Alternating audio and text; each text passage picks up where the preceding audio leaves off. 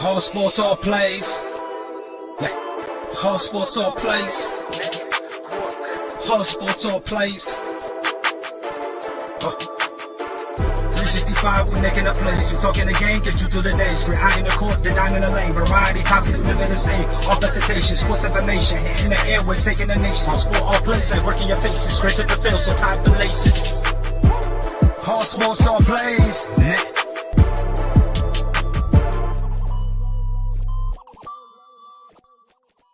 Ladies and gentlemen, boys and girls, what it do, baby? It is your boy Pride alongside with Trey. As the episode goes on, we will have more people, but for now, you're stuck with the ugliest motherfucker on the internet meme, and Trey, who last episode I learned believes that Trey Lance is a better quarterback in their primes than Ben Roethlisberger. We also have Jay McLovin swinging up here.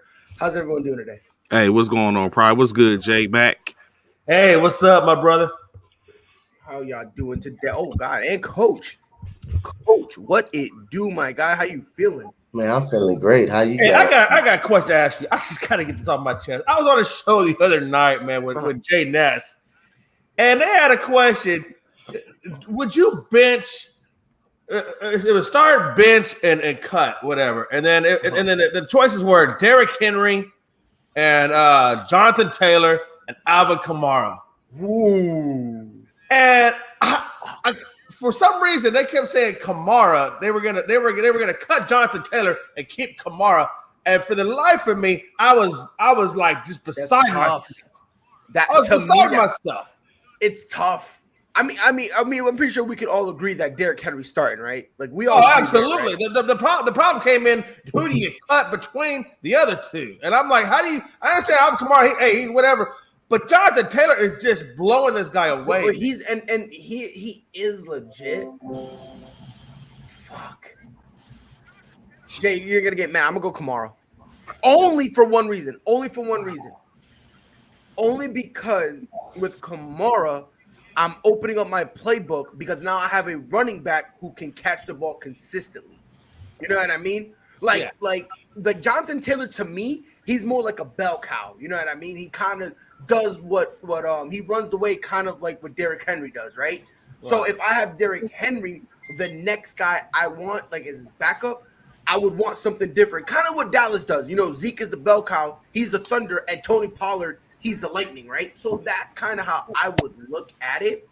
But I'm going to be honest, that's tough. If anyone tells me it's easy, you just hate either Jonathan Taylor and Alvin Kamara. Like, you can't tell me it's easy because that one, to me, that one's tough. What about you, Trey?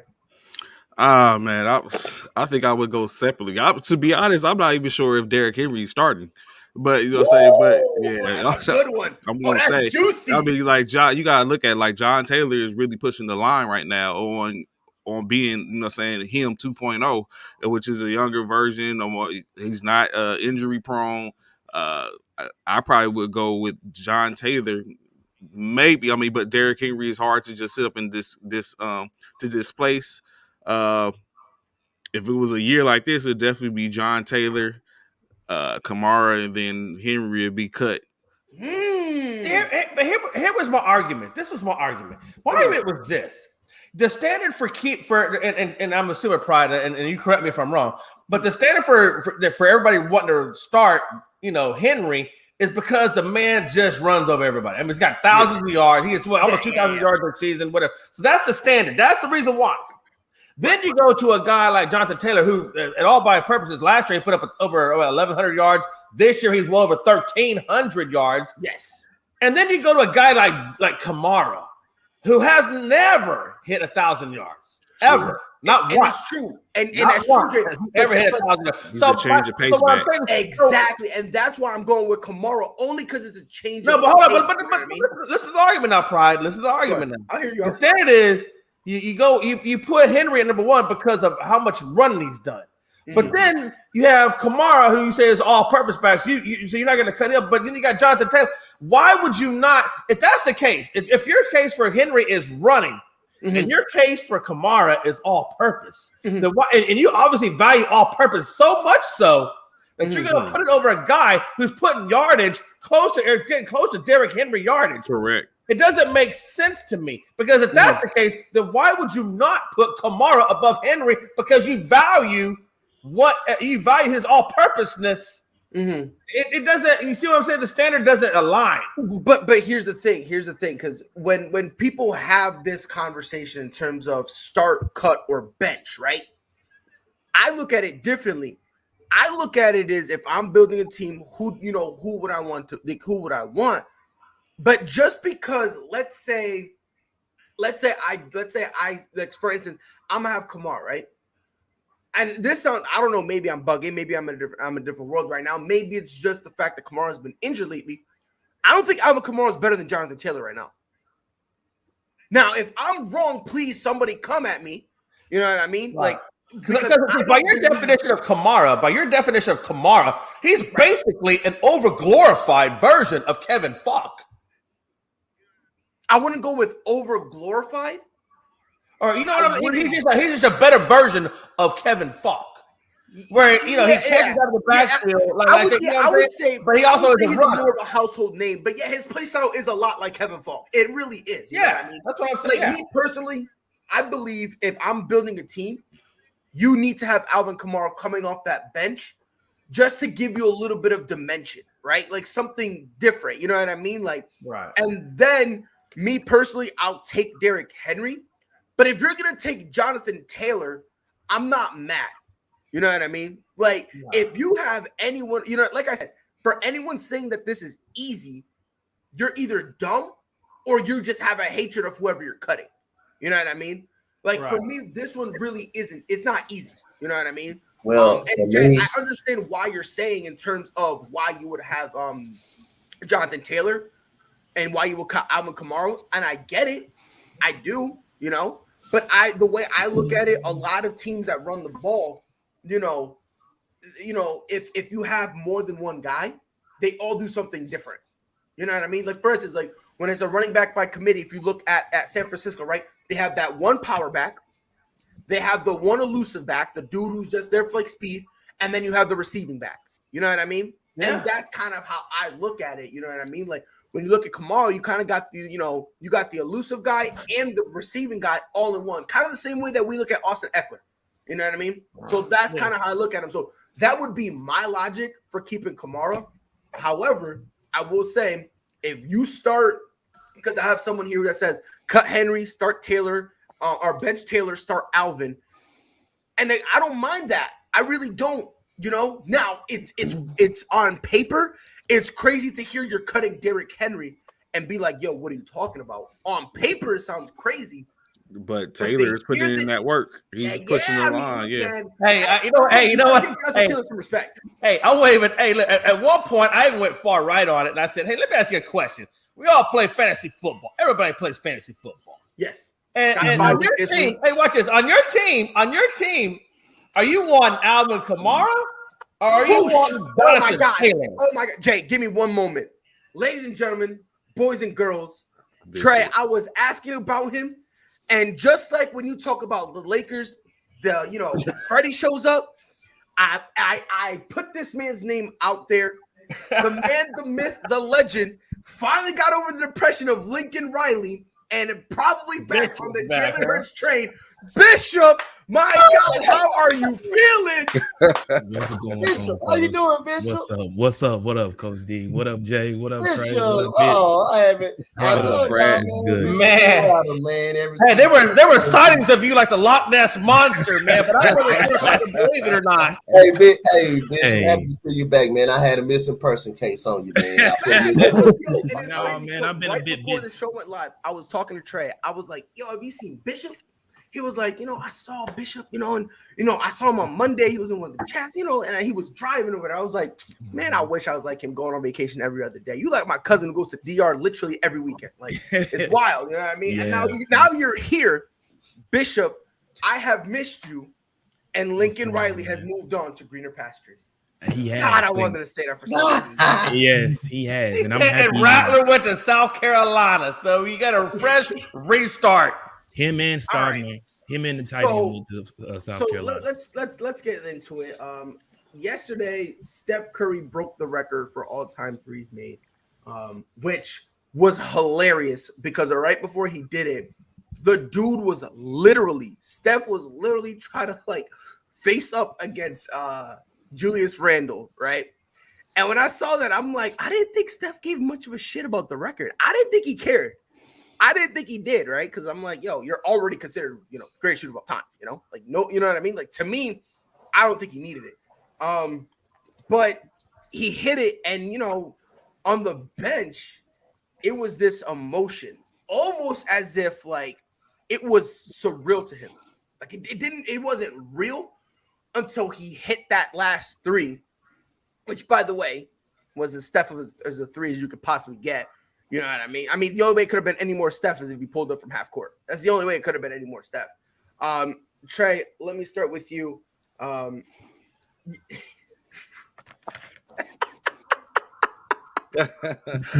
saying Freddie, he bet MIA for Stop the it, Freddie. Stop it. But Trey, let me start with you. What was your first reaction when Steph hit that three? You just basically knew the emotion was gonna come out at some point. Like it's like you said, like at some point you gotta think. We started talking about this last week sometime. It took him 4 games to get 17 3-pointers, which in a regular situation he probably would have knocked that down in 2. But of course that pressure was flying, so it's more like a monkey off his back, a la Steve Young when he won his first Super Bowl after Joe Montana had left. It's like that pressure was finally off his back. Like now I can, now I can get a little loose. I'm not chasing this record anymore. That's not the subject of the topic when it comes to me and the Warriors. So you can tell that he was like relieved. So, shout outs to Steph in less than 500 games. And now think about it, he got eternity to go now. So, I really appreciate seeing it. And I wish many more. I can't wait to see how the record ends up finishing. Yeah. Jay, there's a legit possibility that for a long time, Freddie said, not really impressive to me, honestly. Man, what Freddie knows. And I will say this. I've heard people say that. The only reason why I'm not saying the argument has no merit whatsoever. The only reason why I'm actually willing to hear is because Steph really just shoots threes. So in that aspect, I get it. But again, especially having the beginning of the career that he did with the injuries and whatnot, I'm not going to say it's not impressive because, you still got to make them. It's a whole comprehensive, though. You got to take a look at this conversation like – this dude didn't come on the scene till his sophomore year in college. Did I say this? I don't remember saying this. Receipts. We know how we do on here. It's receipts. We need receipts. Yeah. What's it called? If it was yesterday, somebody just go look into yesterday. Nate, if you're in the chat, go look through yesterday. See if I said that because I genuinely do not remember saying it. So I just want to make sure that we're not slandering my good name because I'm very outlandish. But the thing about it, though, Pride, about the whole thing with Steph is the fact that I think the reason why, like I know you said you didn't feel like he was concerned about the record or anything like that, like you didn't see that in him. I feel like last night solidified him as being the best pure shooter to ever grace the hardwood court. I think that's solidified, in my opinion. In my opinion, I feel like that's little because everybody would always, anytime someone would bring up the word Steph Curry, they would always bring it up with Ray Allen in their mouth. They would always bring it up with, what's his name? Reggie Miller. Reggie Miller. Those names would always come up, and everybody's rebuttal would be, "Oh yeah, Steph is a good player, but he's not better than Ray Allen." But he's not better than Reggie Miller. Now, after last night hitting that three to surpass Ray Allen, there's no longer a question. There's no longer a debate. The man has done what he's done. It is what it is. You cannot crap on what he's done. He is literally the best pure shooter to ever grace the hardwood floor, period. I think that looking at it, it's not only just his shooting capabilities, or the way he's done it. It's how he's done it. It's the fallaways. It's the 10 feet behind the 3-point line. It's the half court. It's the logos. Ankle breakers. It's 3 people. Correct. It's 3 people in front of him falling. I mean, let's just capture the moment of the 3-point shot that broke the record. Like Pride just said, that's vintage Steph Curry. And I can tell you right now, I mean, anybody can argue with me, and we can argue till we're blue in the face, but I don't think Reggie Miller hits those same shots. I don't think Ray Allen hits those same shots. I don't think, they hit those shots in the same style that Steph hits them at. I mean, the way, don't look at me like that, Freddie. You just got on, Freddie. Nah. Don't look at me like that. Freddie. Reggie Miller. AJ, go ahead and preach, Jay. Yeah, I'm gonna put it to you this way. If you don't want to agree with that, I never see nobody get shots like that. No, man. All 3 levels. We can go. All 3 levels. Yeah. We can go. No, not 3 levels, 4 levels. No, whatever you want to call it. He created a new level. Come out screens, pull up, dribble. Come out screens, pull up, dribble, move without the basketball, shoot from the logo. Pull up from the logo, shoot. That's every level. Here's the thing about Steph. We can put some of the greatest scorers. We can put some of the greatest scorers on the table. Okay, we can look at Allen Iverson. Steph can do that. We can look at Ray Allen. Steph can do that. We can look at Reggie Miller. Steph can do that. We're talking about just shooting, Freddie. We're talking about just shooting. But no. Hold on. No, he can do more than just do that. No. Pride. Don't change. He can do a lot more than just shooting. He can do a lot more than just shooting. The only reason I want to say that out there is because I have a feeling where Freddie's going to go with No, I don't care where Freddie's going. He's going to be like, I don't care where Freddie. Hold on, Pride. He's going to make some weird arguments. So I'm just throwing that out there. Don't give him no scapegoat. Because I'm I'm stopping the scapegoat. Don't give me the easy way out, Pride. I'm standing by everything I just said. I'm tired of seeing his face already. I'm standing by everything I just said. He can do what Allen Iverson does. He can do what Ray Allen does. He can do. No, he can't. He can do what Reggie Miller does, and those guys cannot do what Steph does. Period. You're crazy. There's no guy that I just mentioned besides Allen Iverson that could dribble the basketball like Steph Curry. There's no guy that I just mentioned. There's no guy I just mentioned. When he's done, Freddie, I'll let you go. There's no guy that I mentioned that in that last sentence that can do the things that Steph Curry does and does it efficiently as he does. No one that I just mentioned is shooting for the logo the way he does. No one I just mentioned is pulling up from half court on a run, on a full fucking sprint and pulling up and hitting it, leaning. I'm talking about these are Rex Chapman shots. These are one of a kind shots that people hit and become famous over. He does them on a regular basis. Yeah, but hey, Jay, to Frankie Jr.'s point, he makes a really good point.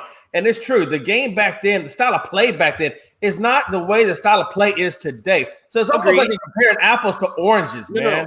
Jay, no. This Jay, is the only guy. It's true. Jay, they weren't shooting the 3-ball like they do now. Correct. No.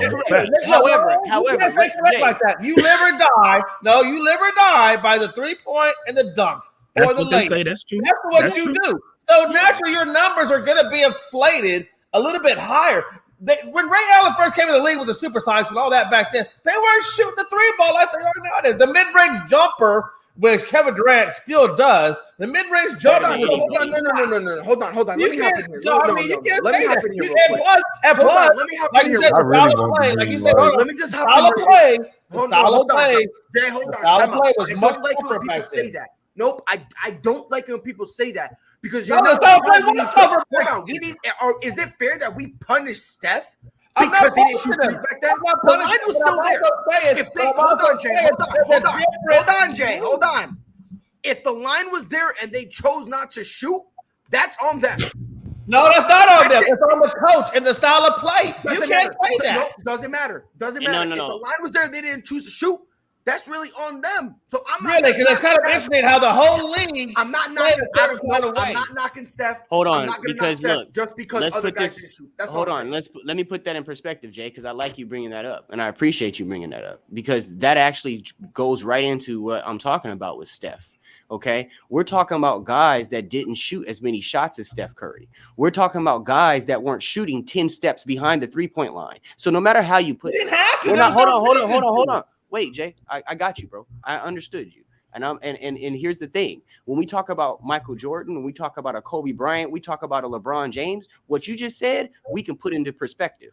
But we're talking about a guy that's stepping further away from where people are shooting, not closer. We're talking about a guy that is putting more difficulty into his shots, not easier. We're talking about a guy that is scaling up the difficulty, not scaling it down.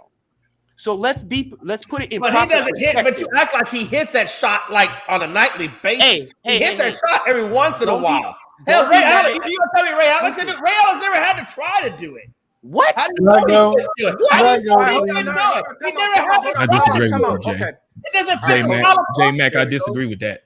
No, hold on. No, hold on. Time out. Freddie, let me hear what you have to say. Because I do want to hear what your perspective is. Yeah, I was going to say, before anyone else goes, I told Freddie I was going to let him go. Freddie, I'm very curious. I'm not going to yell at you or nothing. You said in the comments, at least let him finish his point, then we'll yell at him.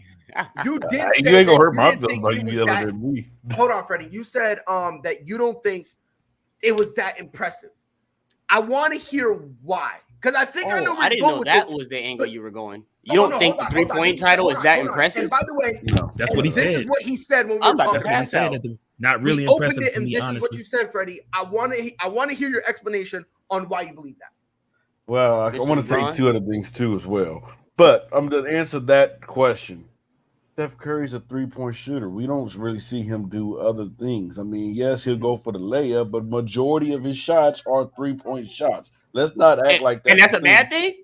Close your mouth before a fly go in there, Jay. But we're not going to make it this way. Like that's a bad thing? So no, it's not a bad thing, but I'm just saying we're not gonna sit up here and act like he don't shoot that. This dude shoots the majority of the shot for the 3-point line.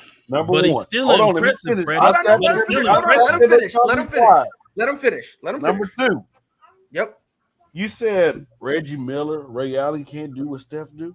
Excuse me, sir. Steph obviously can't do what they do. I've seen many times where Steph Curry comes short under pressure. I know them two not. I know them two become clutch. Hit a lot of clutch shots as well. How many championships? Hold on, Jay. Hold on. Let him finish. We talking about in big moments. Them two step up. Yep. Mr. Curry have known from running away from the moment. Let's not act like we have forgotten about this. A two-time NBA champion. Hold on, no, coach. Let him finish. Did I miss this? Respect him. Bishop, time out, Bishop. Let me ask you, hold on. Let me ask you, Pride. I just want to ask you, did I miss some games? Let him finish. Hold on, Bishop. No, I just asked you, did I miss some games? Did I miss some games? You know, in the playoffs, in the finals, Bishop, that sometimes he come up Name short. Me one. You know that. And number three, my last point. He hit all those threes, but no, we don't for a non-shooter, a guy that they said they can't shoot the ball like Michael Jeffrey Jordan, a guy that said they can't shoot the ball like Kobe Bean Bryant or Steph Curry. Do you guys know that LeBron James has only hit 2,020 and 23 threes for a guy that can't shoot? I mean, he's only 900 less threes. Now, may I 900. Okay, hold on. Now, hold on. 900. That's a lot. I want to touch on every single point he made. I want to touch on every single point he made. Right now, first you said it's because he's a 3-point shooter, right? Yeah. This is a fucking 3-point record. How else is he supposed to break the record? But in order for you to be, hold on, Freddie. No, Freddie, I let you speak. In order for him to break the record, he needs to do something called shooting, and there's a second part to it, making the threes. So that's the equivalent of saying, oh yeah, if someone gets the all-time rebounder, if Dwight ends up being the all-time rebounder, it doesn't really matter because he's a big man, he's supposed to rebound. That's the same argument you're using. So that's a stupid argument, right? So that's number two. You're saying that because he shrank in terms of the playoffs and stuff like that. Now, Steph has had a few games that he's done that, all right? I'm not going to give that a pass. But again, you're using that as a scapegoat. You're trying to say that because he's had these moments, that literally means that he's not. Freddie, no, I let you speak. And if you could not clarify your point, that's on you. Don't lie to America. You cannot sit there and say that because he had some problems in the playoffs, that all of a sudden he's a dog shit shooter. You can't all of a sudden say, yup, this record doesn't mean nothing because, in the playoff. Like, no. I'm going to ask you a question. When is the last time you saw Reggie Miller consistently pull up from 30 plus? I didn't say Don't that, answer because never. When's the last time you saw Ray Allen comfortably pull up from half court? Hold on, Trey. Now, there's one last point I want to address. The last thing you said about LeBron, everyone on this panel knows. I am a LeBron James fanboy. That is my guy, right? I am a fanboy to the max. Freddie, real quick, how many threes does LeBron James have? 2023. 947. Okay, so let me ask you a question. Is that more or less than Steph? It's less. So then it's okay. So there's absolutely nothing you're talking about right now. So don't sit here and say, oh yeah, well, it's so impressive. LeBron is doing it. Again, I understand. Sure, that's nice on LeBron's part, but in terms of Steph is like what, 600 plus above him? It's fine. Like, in less time? To be exact. Like, what are we doing here? With your heart, but instead with your ears. That's really what you're doing. Because you lied about one point I said. I didn't compare it about Steph choking in the playoffs because it's the record. What Jay said is that Reggie Miller, Ray Allen can't do what Steph did. And I said, well, hey, Steph can't do what them two do. And what I said is that hold on. In the big moments. You're right. And Reggie Miller, hold on real quick. Before I pass it to Trey, because Trey wanted to say something. And Reggie Miller is so great, and he does so much more what Steph can do that he literally does not have a ring. That's all. Let's put that in context.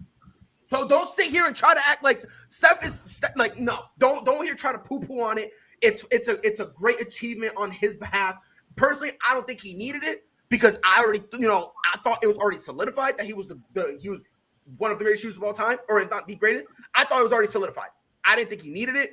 But to say that, I don't know, bro. I don't know. To me, I don't know what you drank this morning. We all knew it was coming. We all knew it was going to happen. Exactly. We knew it was going to happen. So come on, let's do our thing. Go ahead, Trey. So first, to address the thing about the rings, let's not continue to use that as a reason to sit up and say like, okay, this player is this, that, the third. We all understand that basketball is a team sport, and you need more than just yourself. You know what I'm saying? The better you are, the better your chances is to get that championship if you're paired with those certain type of people. It just so happened that the Lakers or whom the Reggie Miller faced during that time, they had better people and was a better cohesive unit than he had at the time, in which eliminated him from being an opportunity to get a ring. He was there, he just didn't get the cigar. Now, to continue on to follow along, we have to take in consideration, like, yes, Steph Curry, he's 60th in career in the NBA career. He's 60th on the list. In due time, he's probably going to climb. He's probably not going to get up into the top 10s and stuff like that. But that wasn't him. Him as a guard wasn't meant to be a scorer. Now, what has happened is the reason for these 3-pointers is to him, as to what Freddie was saying, to Steph, his shot, the 3-point shot is a layup. Like, we got to take this in consideration. Like, he's consistent from the 3-point line. Like, he is up and let it go from anywhere. And it's basically like it could be, he's 40% or 41% career 3-point shooter. The highest he's ever shot in his in the season was 45%. That's some people laying up. So, you know what I'm saying? To Steph, the 3-point shot is a layup that gives him more points than you would get if he was getting 2 points. So it's effective for him. That's just a part of his game, which they was talking about. He's changed the game. Like the next person to break this record probably hasn't been born yet, or is probably still in the park shooting. So I mean, or he's in Atlanta. Trae Young. Oh, I don't even think Trae Young's gonna break this record. No. He's because Trae Young's not consistent as Steph Curry. No, like, don't get me wrong. Not yet. Not right now. Let's look about this. He's going to break. Let me say this: Reggie Miller's record this year, and James Harden. But it's not breaking the record if the record's already broken. I know. Listen, Pride. Listen. Stop listening. You didn't hear what he said. He's talking about Reggie Miller's record. Yes, he's going to break Reggie Miller's record. He's saying he's going to pass it. He's going to break Ray Allen's. So whoever retires, hey, Harden's close. Hey, he could be the guy. Yeah, but the problem with that is Curry still has a lot of longevity left in the league, and he's still way ahead of Harden. So for him to the guy who still got time left, it's very, very difficult. And plus, Harden misses a lot of games due to injuries. So come on now, what are we talking about? I mean, like I said, we can't ignore the fact. I mean, Stephen Curry, his specialty is 3-point shooting. But I mean, this guy can do way more than 3-point shooting, man. This guy can do way more than that. Break you off the dribble. I'll break you off the dribble, go to the rim. He's one of the best dribblers in the game. Dribble, pull up. I don't think Ray Allen and Reggie Miller can do all that. But one thing they can do, what Steph can do, they can move without the basketball very well. They can come out screens and shoot the ball very well. Same thing as Steph Curry do. So we're not going to sit up here and act like he does multiple things. Yes, his 3-point shot is the specialty, and it's his number one thing. He does everything else on the court as well. Mm-hmm. It's about evolution. Back to, correct, and that's what's going back to. I'm just going to say this Freddie, real quick, and then I'll let you. Hold on, Pride. Hold on, Pride. So, but to kind of rebuttal off of what Freddie was saying, I understand what you're saying, and we all kind of agree that Steph Curry has perfected the 3-point shot. That does not take away the fact that players that are playing in the NBA right time all started with the same basic skills and chose which path they went down and chose which part of the game they were going to perfect and chose which part of the game that they were going to highlight when they brought to the NBA. And Steph Curry, unfortunately, perfected shooting. We can't take that from him. Hold on, Freddie. No, I'm not saying that you said that, but what I'm saying is when we look at Ray Allen and we look at Reggie Miller, they were in a different era of basketball. What they needed to perfect at that time and what they were looking up to as kids, they did, and they perfected it. Now, and like Trey just said, the game evolves as we go. Steph Curry is capable of doing everything men did. And I'm going to tell you something. One thing about Steph, and this is one guy that is the easy conversation to have and an easy argument to have to me, is Steph Curry is one guy that can translate to any era because he can shoot everywhere. And the defense would have to change the way they play defense on him versus him having to change the way he plays his game for them. That's the fucking thing. No, that's not true. He would not fit into the. No, that's facts, bro. Yes, he would. He doesn't have to fit in. He is the man. He was hand checking. He wouldn't be wide open. Nope. Hand checking doesn't. Do you think hand checking gives you, Freddie? Do you really think hand checking gives you that much an advantage? It doesn't. Bishop, it doesn't. Gary Payton is letting that dude have this wide of a gap. You ever played basketball? Don't get me wrong. Gary Payton, the glove, we get it. The glove is going to be the glove. But however, like Jay said, Steph is also good at moving without the ball. So when it's all said and done, he's still going to find ways to get the ball in his hand to make shots. Even back in that era, because it was something that they wasn't used to seeing. You got to keep in mind in the era in which we're in now, in the era back then, more physical. We get it. More physical, probably better and way better and harder defenses back in the day. However, you still didn't have a Steph Curry type person in that era, right outside of Allen and wasn't that guy like that. Bishop, we got to realize this though. Back in the day, they would have reached out and let Steph Curry felt them. They wasn't gonna let this man hit no 10 threes on him. But they only got 6 fouls. They didn't get no more fouls. I don't think it's a let though, Freddie. I don't think it's a let. I think people. I don't think the players let him do it. It's what he's capable of doing. It's not about letting Steph do it. The game. Thank you. The game let him do it. The game is different. Because like Allen Iverson, bro. Allen Iverson is almost the same body structure as Steph Curry. Okay, Allen Iverson's game is similar to what Steph Curry's is, minus the shooting outside. Okay, right. If you look at what Allen Iverson did, and you look at what Steph Curry is doing at the moment, the only difference is Allen Iverson is I'm getting to the rim. Steph Curry is, I'm finna take this goddamn shot. And if you step up too much, I'm gonna go by you. And I got many ways to finish around the rim. You're trying to compare eras, but you're not looking. Hold on. One second, Freddie. One second. He ain't getting it that easy.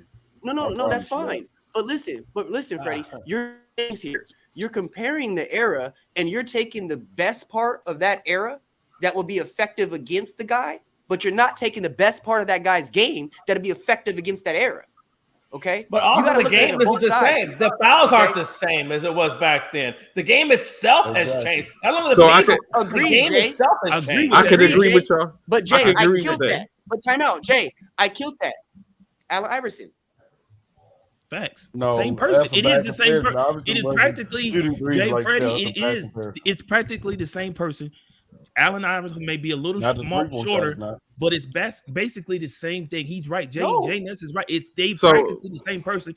Just Steph shoots better. Shoots the three. I know Pride might want to move on from this, but let me ask a question. Would Steph Curry now be effective in that type of situation in that era? I don't think he would survive. Why? He would. Yeah.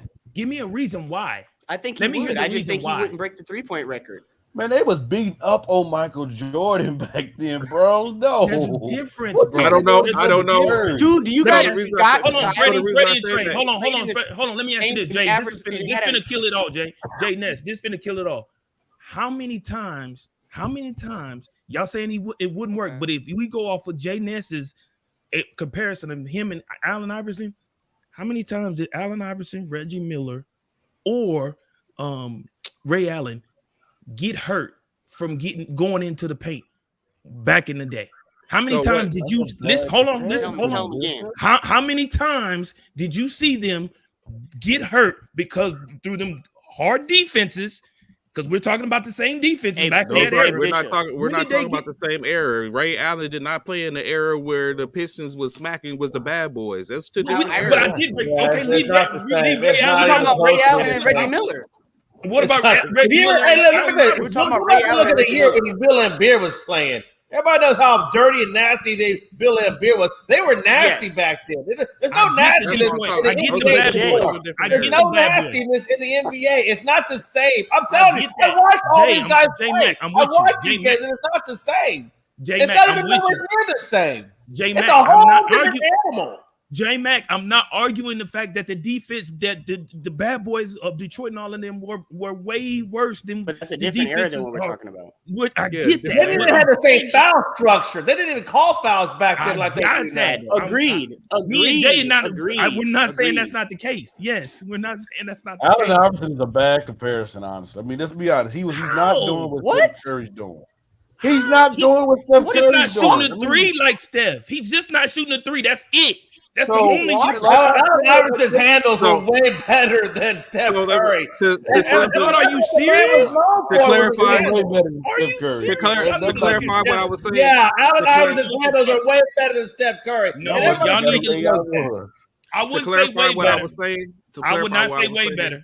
I would not say what I'm saying is Steph Curry would not make it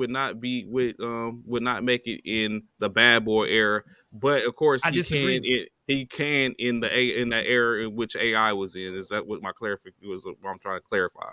It would be different. Are you talking the same? Are you talking the same era that? Yeah. Go ahead. Say it. What you say, Janice? I think he's skipping.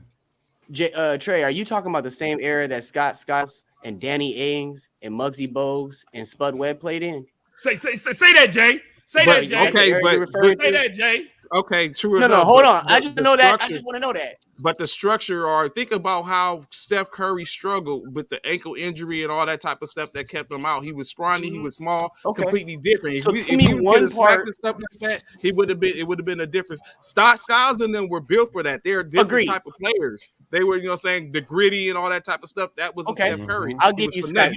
Steph Curry has the heart. So he was. I'm not saying he don't have a heart. I'm just saying he wasn't built for that. Think about it. Jordan was even built for that initially. He had to evolve. So that's what I'm saying. So do you guys remember Sharif Abdul-Rahim? Yes. Yep. You guys remember Sharif Abdul-Rahim? Yeah. Yes, Chris Jackson. Do you guys remember Mookie Blaylock?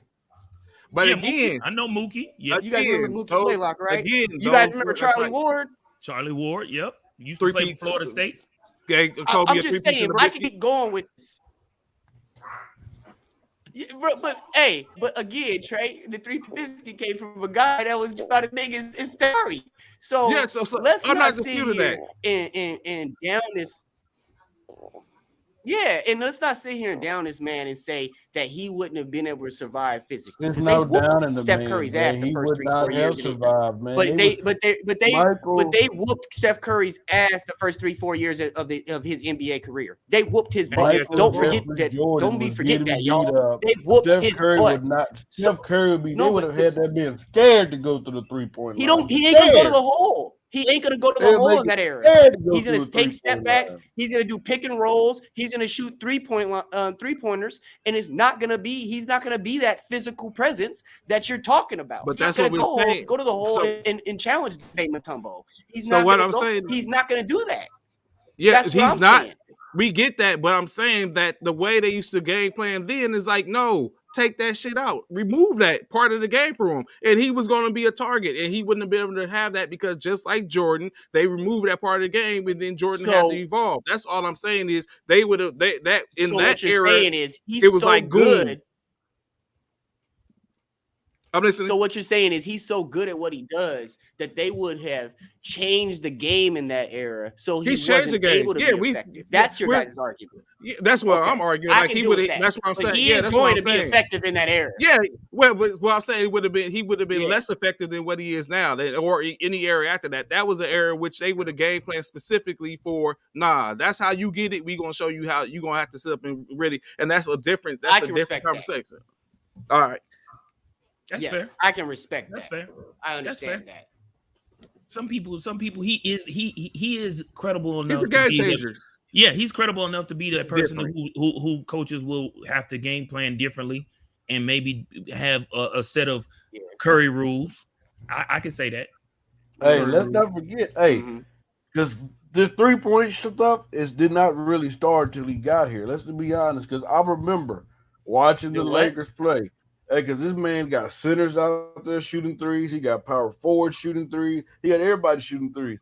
Andrew Bynum one game went out there and shot a 3, and he made it. He made it. Phil Jackson said, timeout, and sat his butt on the bench. So you don't do that. So, I mean, he had changed the game. But, I mean, a little bit, but you got to remember, you had the Rick Smiths. You had the Rick Smiths. You had the Arvidas Sabonis's. You all but those I'm guys. saying nobody shooting it like that. Think overnight this shit just happened like this. He have coaches changing their plays because of the 3-point shot Steph Curry brought, Jay. Right. That's what I'm saying. Allen Iverson, great comparison. Don't ever slip up. That's a horrible comparison. Horrible. That is a good. I got it all on your system. The only person who has the closest handle to Allen Iverson is Kyrie Irving. Don't do that. Don't do Steph like that. No, sir. Man, y'all sleep on Steph. Hey, Pride, you got the keys, bro. We waiting on you to drive. Y'all sleep on Steph. Look here, man. I put the keys in the ignition, and y'all here kicking me out the car. And then y'all mad I'm not driving. What am I supposed to do? I got robbed, bro. My car is gone. I called 911. I'm calling dispatch, and they like, yeah, figure it out. my insurance talking about, yo, we ain't paid. You ain't paid. And I'm looking at my bank statements, and they saying I paid. New Jersey Drive, probably right. New Jersey Drive. I'm out here solo. I have a question real quick before we move on to a new question. I have a question that Zach brought up. That is a question. What guards, we did talk about translating, what guards do you see that their game would translate to the 90s? Guards in today's game would not be able to handle to the 90s and 80s. Crybaby. Not Harden. I'm gonna say one, man, and I'm gonna say it. I'm gonna say Westbrook. Yeah. Nah, hell no. Westbrook, no. Yeah. I'm gonna say Westbrook. I'm gonna say Devin Booker. I'm gonna say Devin Booker. I'm gonna say Westbrook. Okay. I would say Steph Curry. I would say Steph Curry would translate. Westbrook would translate. Chris Paul, yep, he was already in there. Chris Paul, definitely. That's not even a question, yo. I love who would be Rondo. We're getting a lot. Okay, we're getting a lot more answers than I thought. So, who would be your number one? Let's do a round robin real quick, just real quick. Pride, who would be your number one guard that say would translate for today? Every single guard in the league. Because and I say this wholeheartedly, and this is why I say that. I understand it was physical back then, But let's stop acting like every fucking defender was Gary Payton, Michael Jordan, Scottie Pippen. We need to stop that notion. Not every single defender was Dennis Rodman. Facts. Not every single defender was Isaiah Thomas. That's not really what it was. You're right about but we that. need to relax, and we need to pump the brakes on They're that. professionals. Because Say that. for every Say that. great defender there was 5 of them that literally came out of work, suited up, and stepped on that court. So I don't want to hear. If we gonna have this conversation, we need to have an honest and open conversation. Because when people talk about the defense, they talk about the cream of the crop.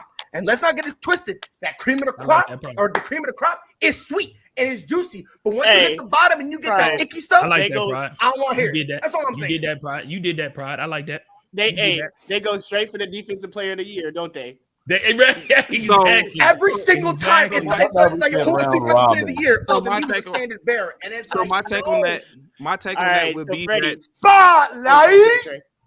So my take on that would be that true enough, it wasn't the aspect. So back then, you gotta think, in my opinion, this is my opinion.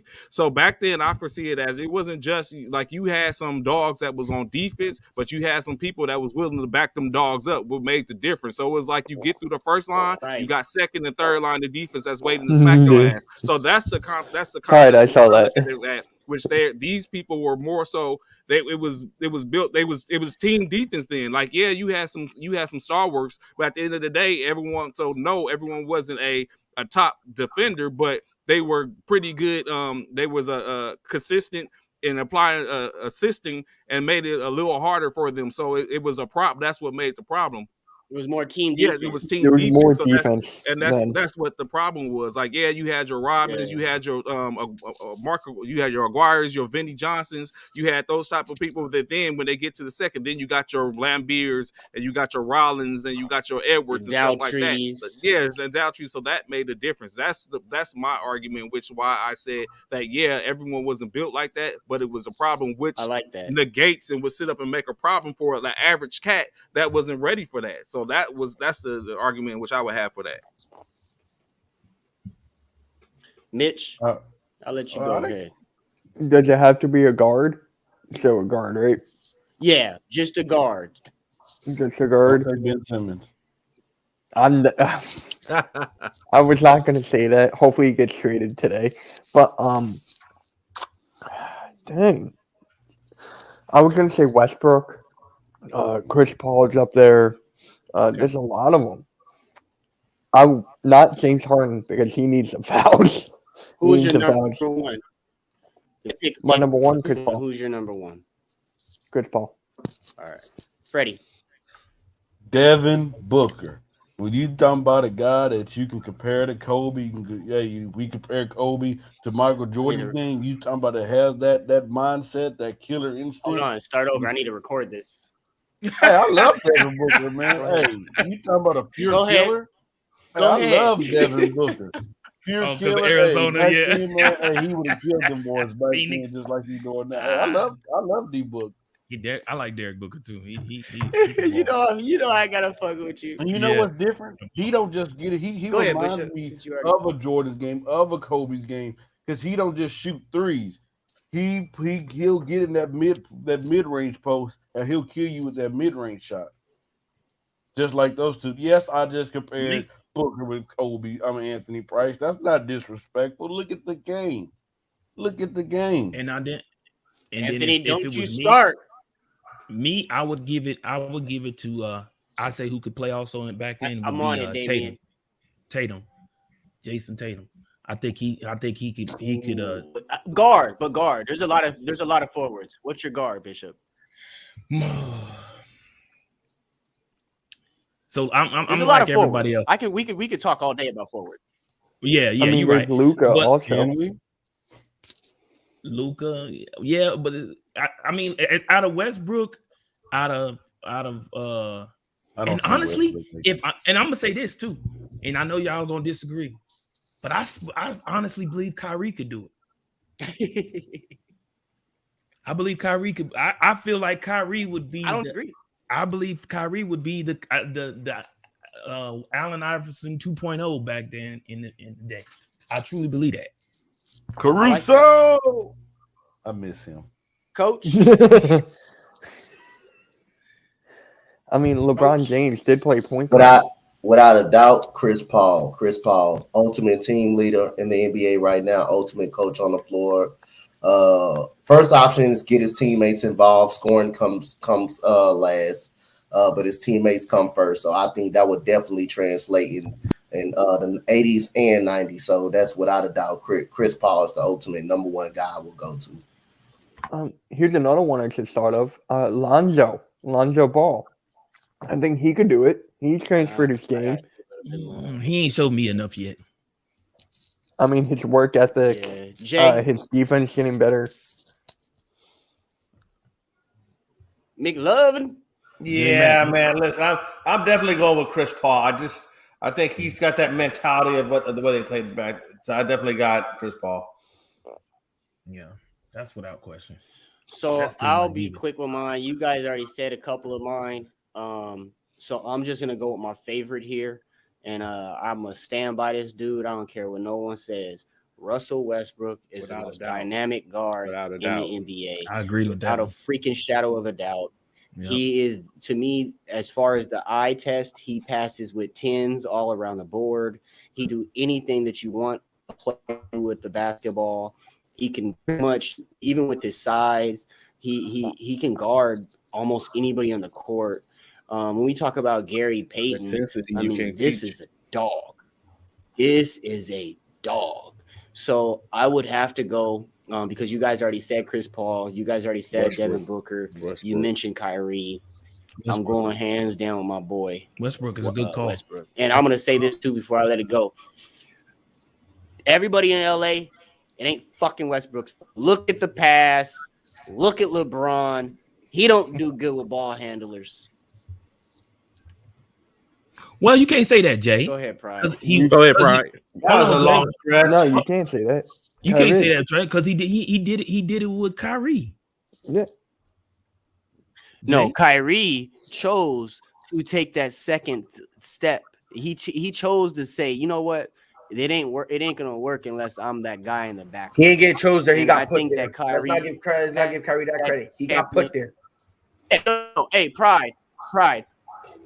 You could put me wherever you want. Do I accept it? Right. Don't matter. Doesn't matter. I'm putting. You know what I'm saying? Nope. No, it does matter. No, it don't. Because guess what? At the end of the day, Ben Simmons is put on that roster. Got put in a position where he had to. On the bench, he ain't playing. No, bro. Ben Simmons ain't playing right now. Kyrie ain't playing right now. They ain't got to do nothing. That's what people need to understand. You ain't got to do nothing. Facts. All right, moving right along. That makes no sense. You ain't got to do shit. Do whatever you want me to do. I mean, I guess. Kyrie ain't playing right now, right? Kyrie ain't playing right now, right? Or Ben. No, he just Ben put up Simmons 30 last night. right Yes, now, right? No, he's not playing. He's not playing. Correct. He's not okay, playing. so it's still to the choice individual. Still up to the choice of the individual. It's still a mindset that individual has to make and say, hey, I'm second fiddle to LeBron James. I'm not the main man. I have to accept the second player role, the second fiddle role. And that's still a mindset that you have to accept. Let's put this account. But he won a championship first. He made the trade to be that number one guy. Got that in Boston. He got fumbled the it job bad. done. Then went to Brooklyn with KD. Mind you, no one really believed that Kyrie Irving could be the number one dude because every single time he went to any team, it was always a package. He had to be there with somebody else. Except for Boston. But you know what? The conversation wasn't about Kyrie being And number that's one. when we It was fucked about up. LeBron not being able to play with people that handle the ball. LeBron can. That's me. I think he can. Where? LeBron doesn't really care. He's just like, yo, you know, at the end of the day, it is what it is. You know? I mean, I haven't seen him. I haven't seen it. Right. One thing I want to say, I want to bring up somebody that, like, I think he will be all right, but he wouldn't be good in that era that he is in this era. James Harden. James Harden he wouldn't get the calls. He wouldn't really get the call. He wouldn't really get the calls he would get in this era. Thank you. That's what I'm saying. James Harden would not really translate that well to that era because, you know, he lives and dies by contact. He lives and dies by drawing contact. He can't. I question. Do y'all question his scoring ability if he's not getting to the free throw line? Yes, because for me it's too inconsistent. I don't know. James Harden. I do. Look at James Harden is definitely a scorer. He's No, not gonna Bishop, score. Bishop, I don't this think. is why I'm saying No. I question it. This is why I'm saying because most know of what the I points, question? if you look at it, come Go to ahead, Trey. from the free throw line, basically. Almost comes from the free throw line and drawing contact. Do you really think back in that era he gets those same calls? I don't think so. He does. No. You know what ability? You know what ability I question? Go ahead. What's I question our ability to move on to the next topic. That works. I agree. That works. Daggers. Obviously, this NBA season has been full of ups and downs. Let me start with you, Trey. Sir. What is the biggest surprise so far this year? My biggest surprise, which I think is the play of my man. We didn't keep him. We valued other people over him, and now he's gone and he's being more effective.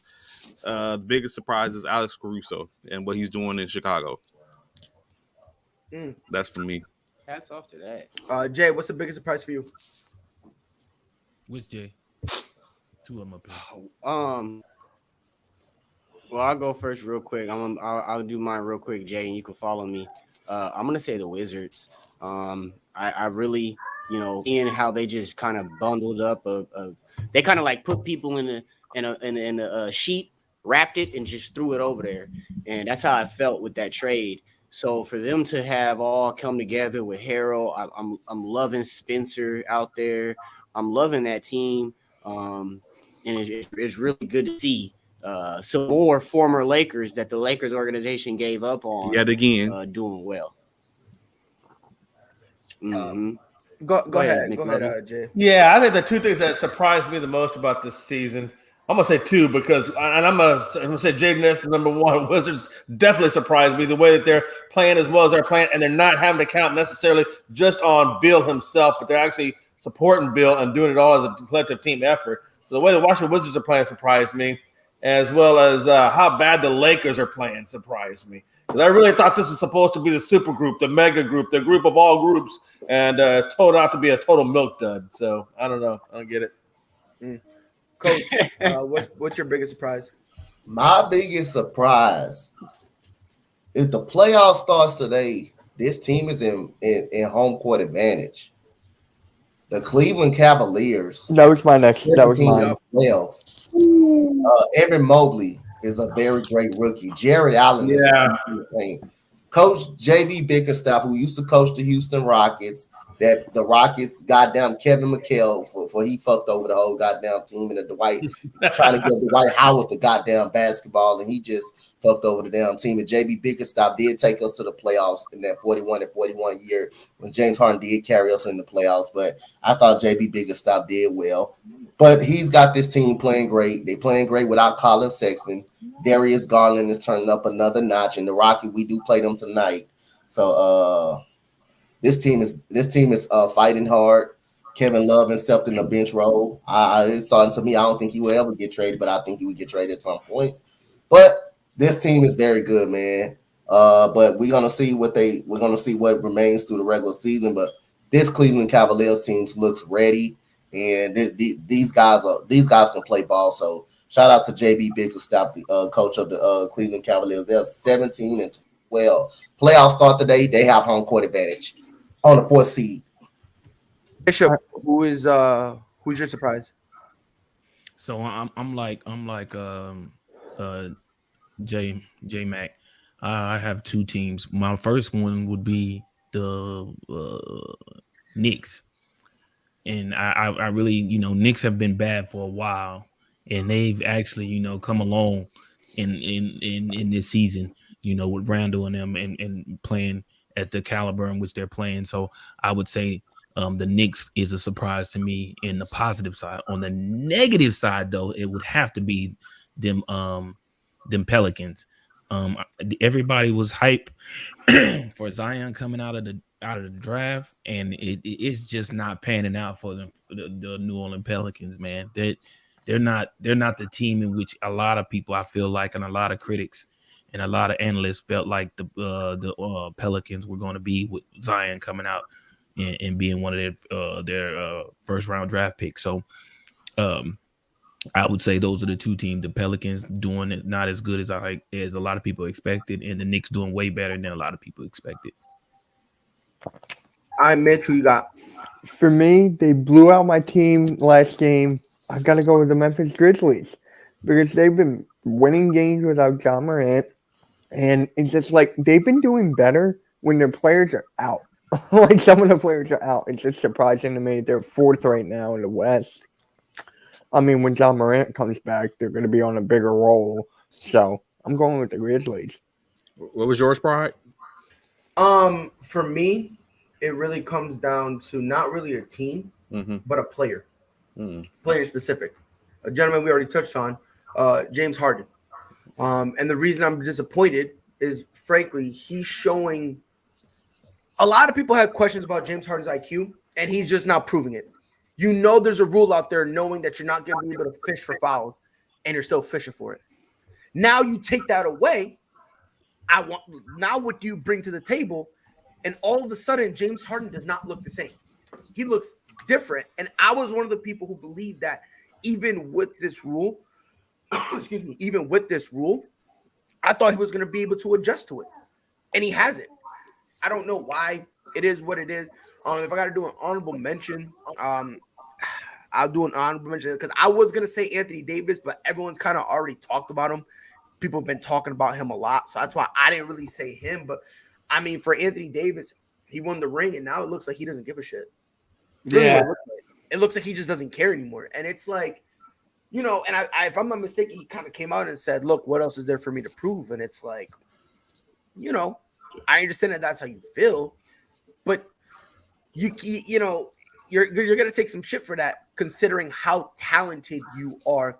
You have all the talent in the world, so you're gonna have to take some shit for that, and it's gonna be very, very interesting to see what happens with Anthony Davis, because you know now people are saying trade AD, which I don't think they will, but you know how's it gonna affect Anthony Davis? Because you know, is that the word on the street right now? Well, that's what the fans are calling for. A lot of the fans are saying they want to trade Anthony Davis. It's not the Lakers organization themselves isn't really doing it, but they're like the fans are mad at Anthony Davis. So I'm like, I wonder how he's gonna react to like, you know, the negative energy that and Staples, you know what I mean? Because they're gonna boo him eventually. There's gonna be a legit booing for him eventually. You know, if he doesn't snap back into, you know, the man he once was. So it's going to be interesting. But transitioning over into the NFL, the Buccaneers have been contemplating on whether or not to trade Antonio Brown.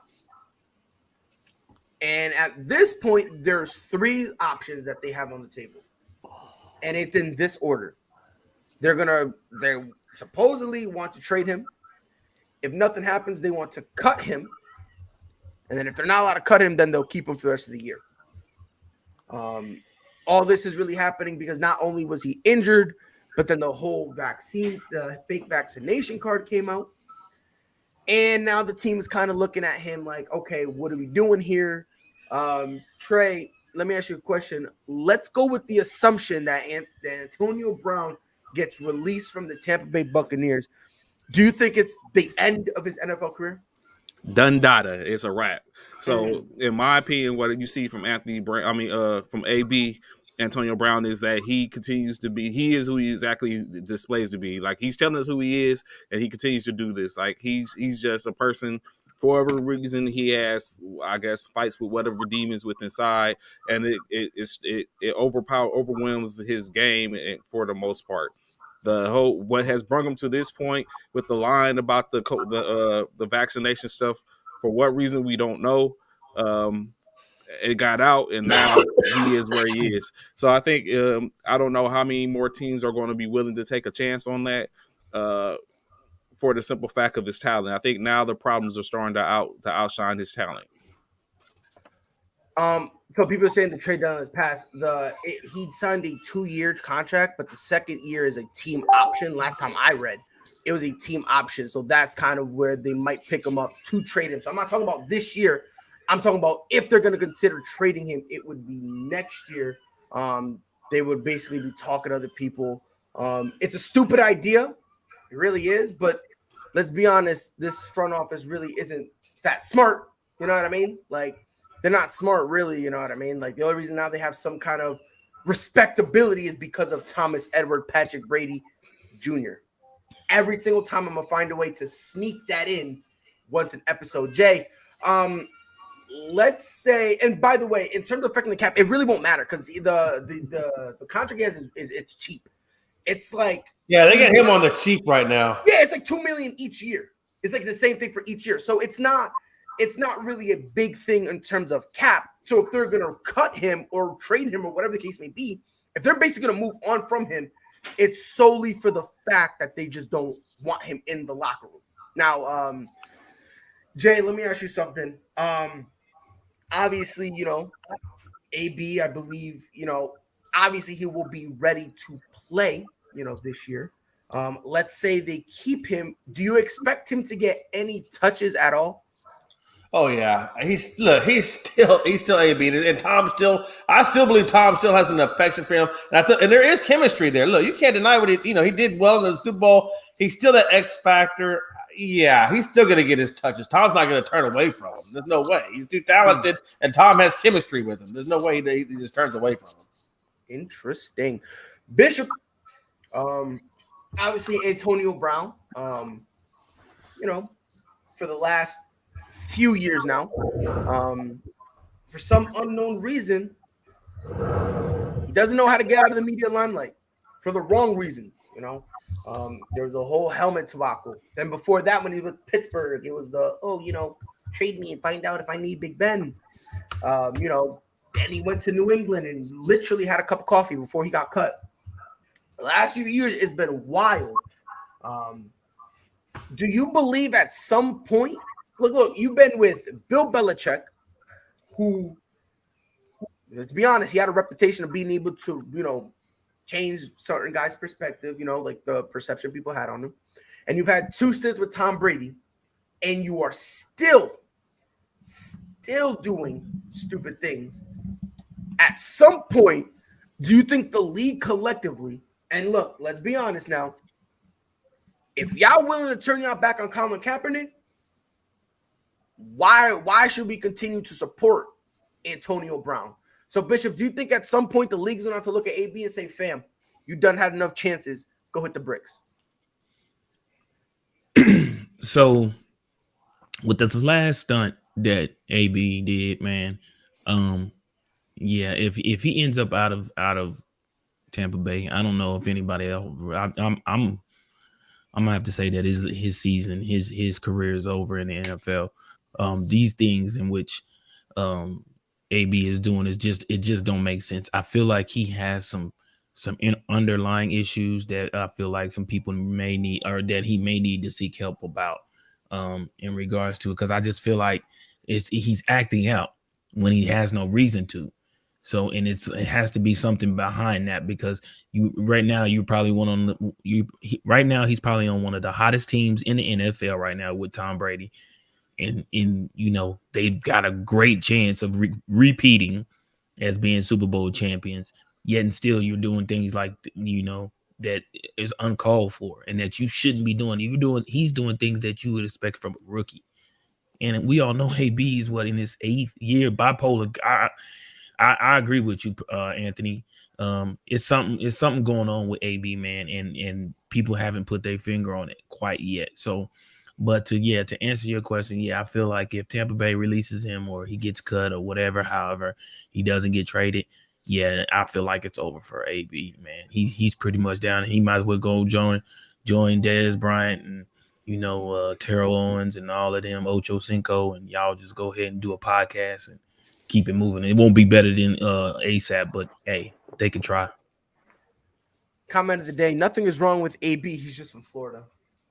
God bless. Mitch, let me ask you something. Obviously, when we're talking about Antonio Brown, this dude is a Hall of Fame talent, right? Like this dude, he's a Hall of Fame talent. However, with the tail end of his career, which is the freshest in people's memory, do you think there's a legitimate chance that not only the fact that he's no longer the number one guy, he's basically like a role player, so to speak.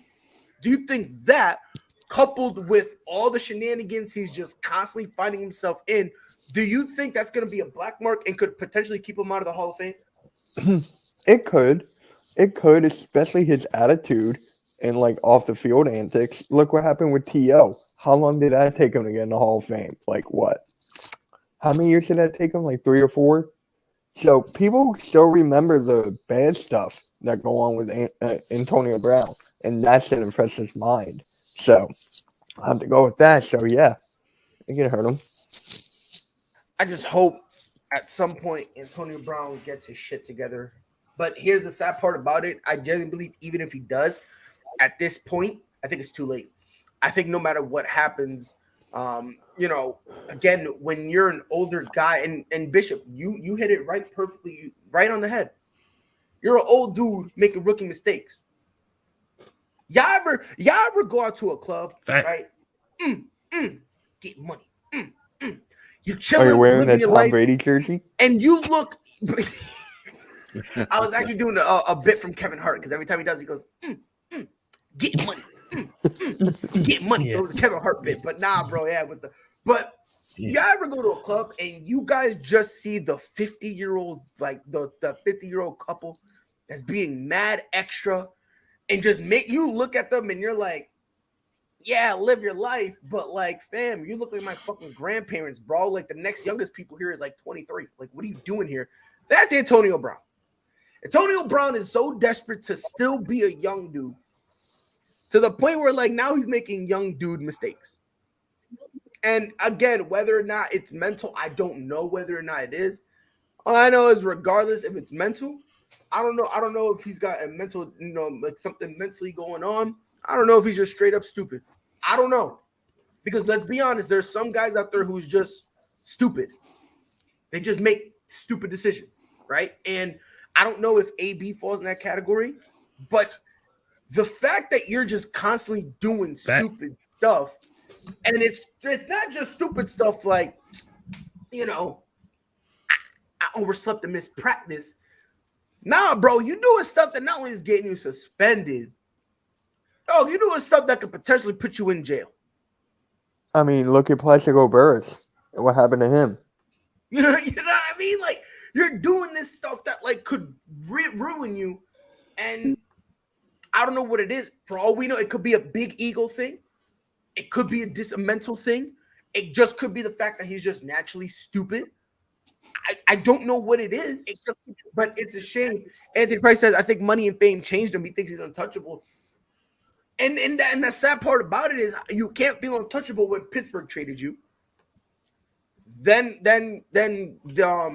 he had the helmet issue from you. He had the helmet issue in Oakland. Yup, Raiders. So Oakland, they washed their hands because they were in Oakland at the time. They washed their hands with you. You came from. I think to be honest, you know what? To be honest, bro, I think it's a mental issue. I think that guy got a mental issue as well. I think he got a mental issue as well too. Not counting that out, I think he does got mental issues as well to keep making the same damn mistakes over and over, whether if it's off the field, having fights on the field and stuff like that. It's just the same damn mistakes. I mean, I'm not gonna say I'm not gonna compare him because there's no comparison to T.O. He got bashed from off the field issues. He just got bashed from off the field issues. Had nothing to do with his on the field issues. And look how long he was kept out of the Hall of Fame because it's off the field issues, which he shouldn't have been just kept that long, stayed that long out of the Hall of Fame. But that showed you, you can't continue to have these mental lapses, mental mistakes, mental off the field issues like that. Instead of he's doing it on the field. He's doing things on the field as well. So, if Antonio Brown just if he gets cut and doesn't get another job, I think he'll be done. If he gets cut, I think his career will be over. I think it'll be a done deal for him. Mm-hmm.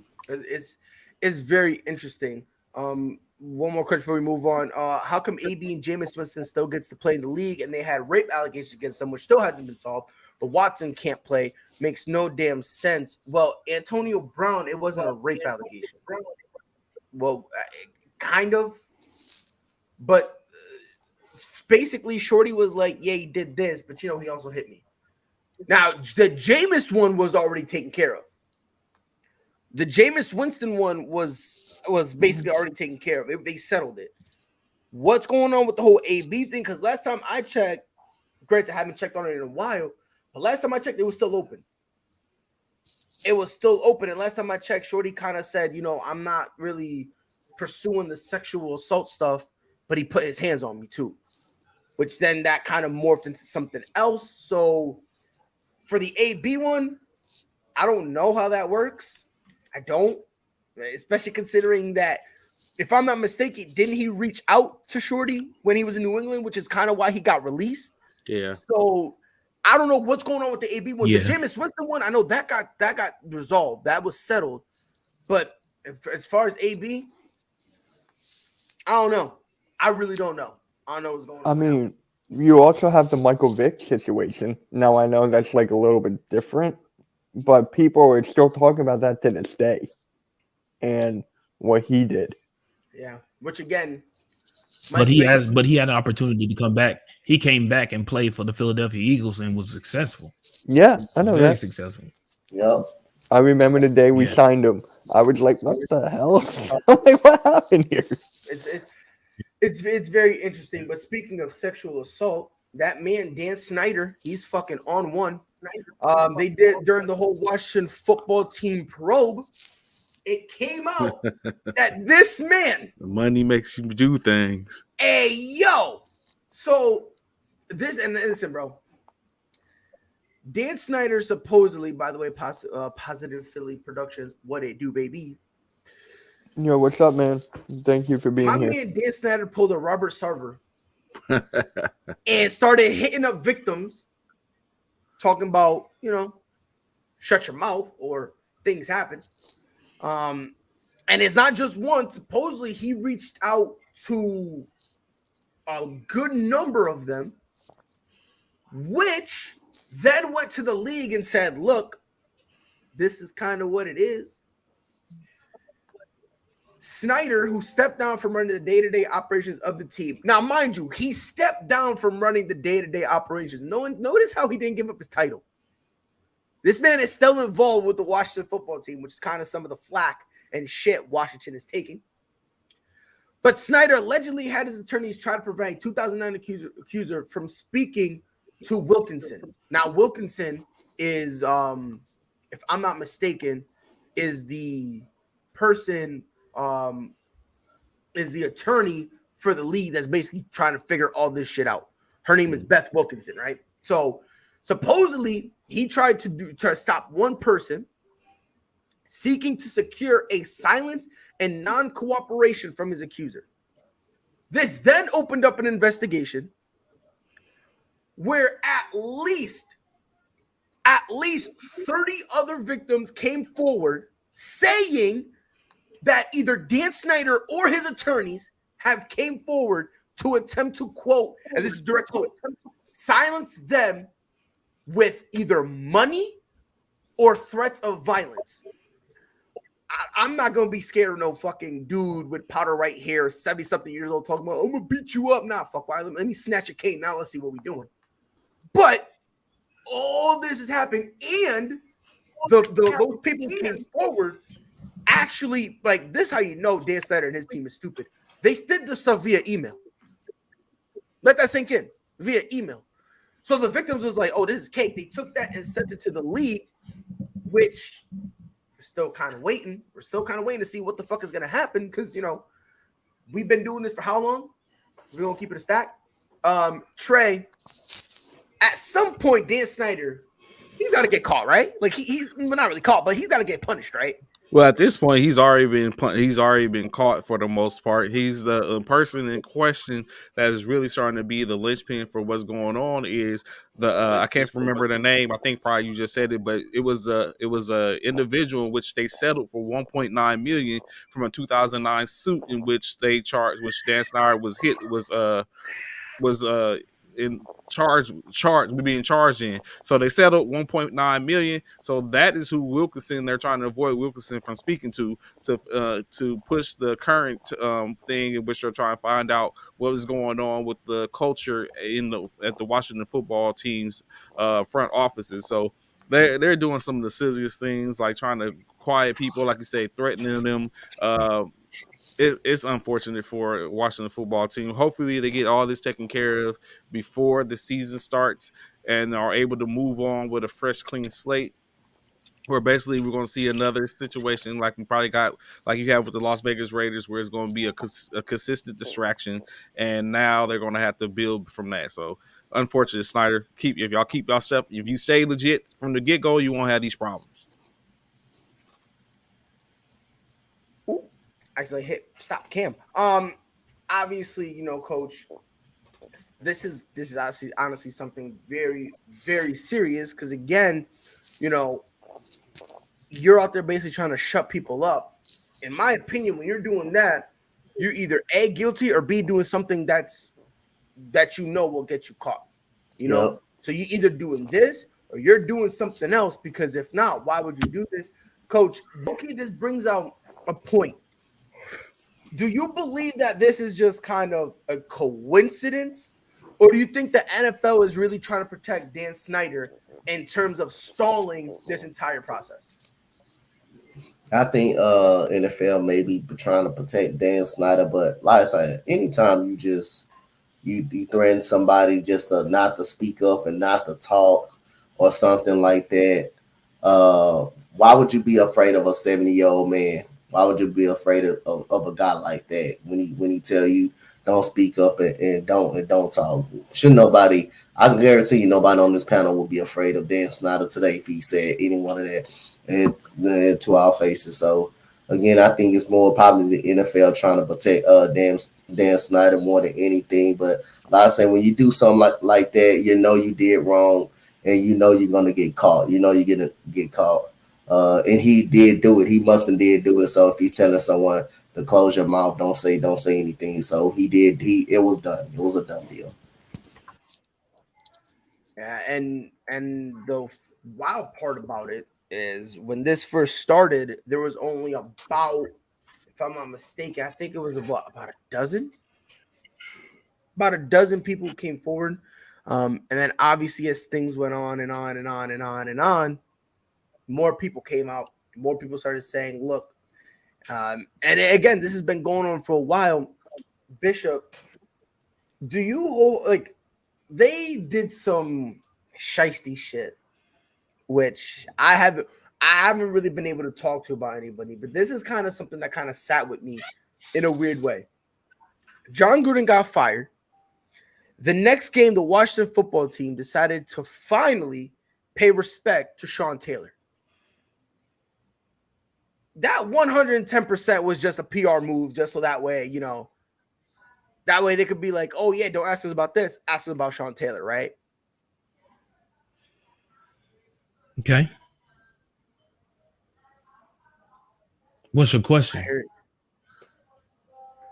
That would, like, I'm asking you, do you think that they were planning on doing that Sean Taylor thing, like to retire his number, or do you think that was just a PR move so that way people wouldn't ask them about the whole John Gruden thing and just focus more on Sean Taylor? Oh, that's a good question. Because we know that the NFL, and we know that they do things like that to take the focus off one thing and put it on something else, especially if it's somebody within the media that a lot of people have high regards of. So it's possible. It's possible that I could see it's not far-fetched. I can definitely say that. I don't believe that's far-fetched to say that that is not a reason on why they did that. I will say that, yeah, that's definitely possible. Because of a lot of people, we know a lot of people like John Gruden. A lot of people, was rooting for John Gruden out there in Las Vegas. So for all that stuff to come up and come out about him, which I'm sure wasn't a surprise to some people, as we already know, like the Keyshawn Johnson, who already had been saying John Gruden was that type of person. So yeah, they may have done that to take some of the spotlight off of John. But again, when it's all said and done, we know those are certain things in which the NFL does. They do certain things to take the spotlight off certain people's, to try and not tarnish their legacy so much. Because like you say, when it comes to Sean Taylor, Sean Taylor passed away how long ago? Facts. Like It's been a minute. Sean Taylor's been it's gone. been a long minute. Yeah, it's been a minute. So for you to recognize that now, around the same time, this debacle with John Gruden, yeah, it looks very suspect. I will say that. Definitely was very suspicious. Mitch, there's a question here which is kind of interesting. Do you find it a little funny how when Washington is losing, the reports come out that John Snyder is doing all this stuff, but then when they're winning, everything goes silent?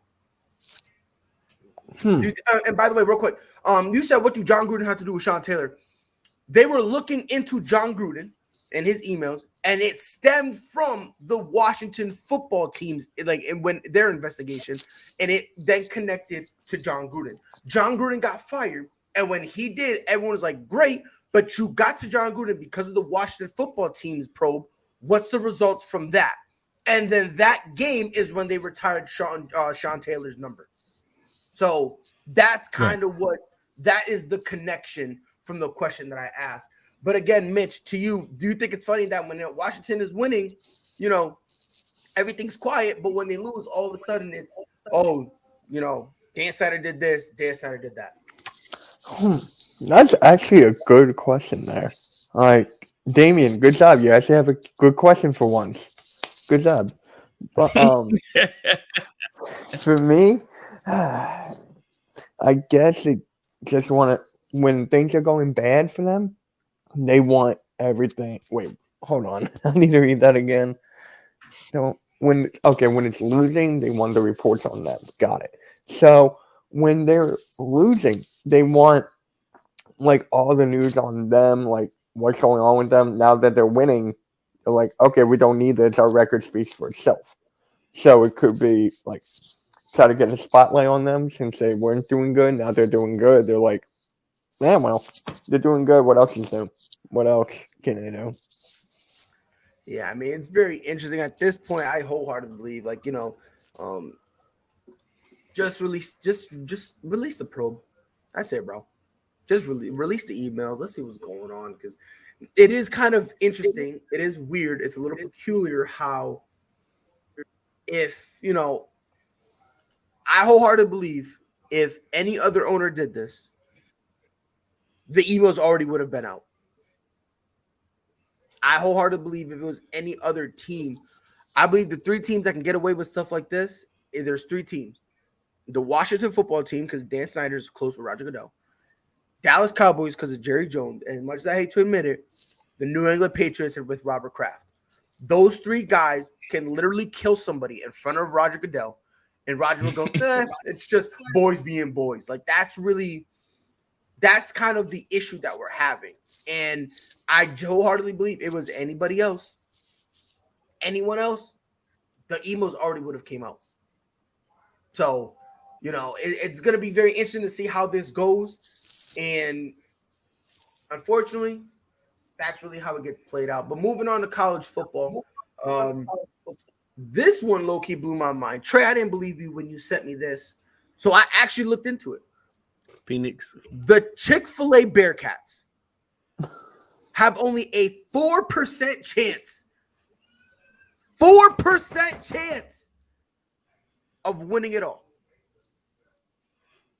4% chance. Trey. Blasphemy. It's blasphemous. It's asinine. It's disrespectful. Very. It's uncomprehendable. Trey, what the fuck is going on? It's not. Whoa, Please, Bishop. No, wait. Go ahead, Bishop. Go ahead. Go ahead, Bishop. Go ahead, Bishop. I want to hear this. Let me tell y'all why, man. It again, when it's all said and done, y'all got to keep in mind it's Cincinnati. We're talking about a 4% chance to win it all. It's Cincinnati, y'all. Who's the only undefeated team in the your record don't matter. He's nothing. Because when it's all said and done, when it comes to the playoffs right now, you might as well say your record is 0-0. Okay, I give you that. Because all that other stuff is irrelevant now. All of that is irrelevant. It's irrelevant. So with that being said, it's Cincinnati. So Cincinnati has to play who? What is it? Georgia Alabama first, right? No, they play Alabama first. Yes. who's a Alabama. Okay, so it's Alabama. They playing Alabama. Do y'all truly, deep down in your mind, do y'all truly believe Cincinnati can beat Alabama? That's my upset. I said that. I see you, Pride. That's my upset. I'm gonna keep it a stack. I said Cincinnati gonna shock the world. Yeah, and I'll be honest with you. I think there's two ways this game goes down. Either Bama blows the doors off them, or Cincy wins a real close nail biter. That's how I see it.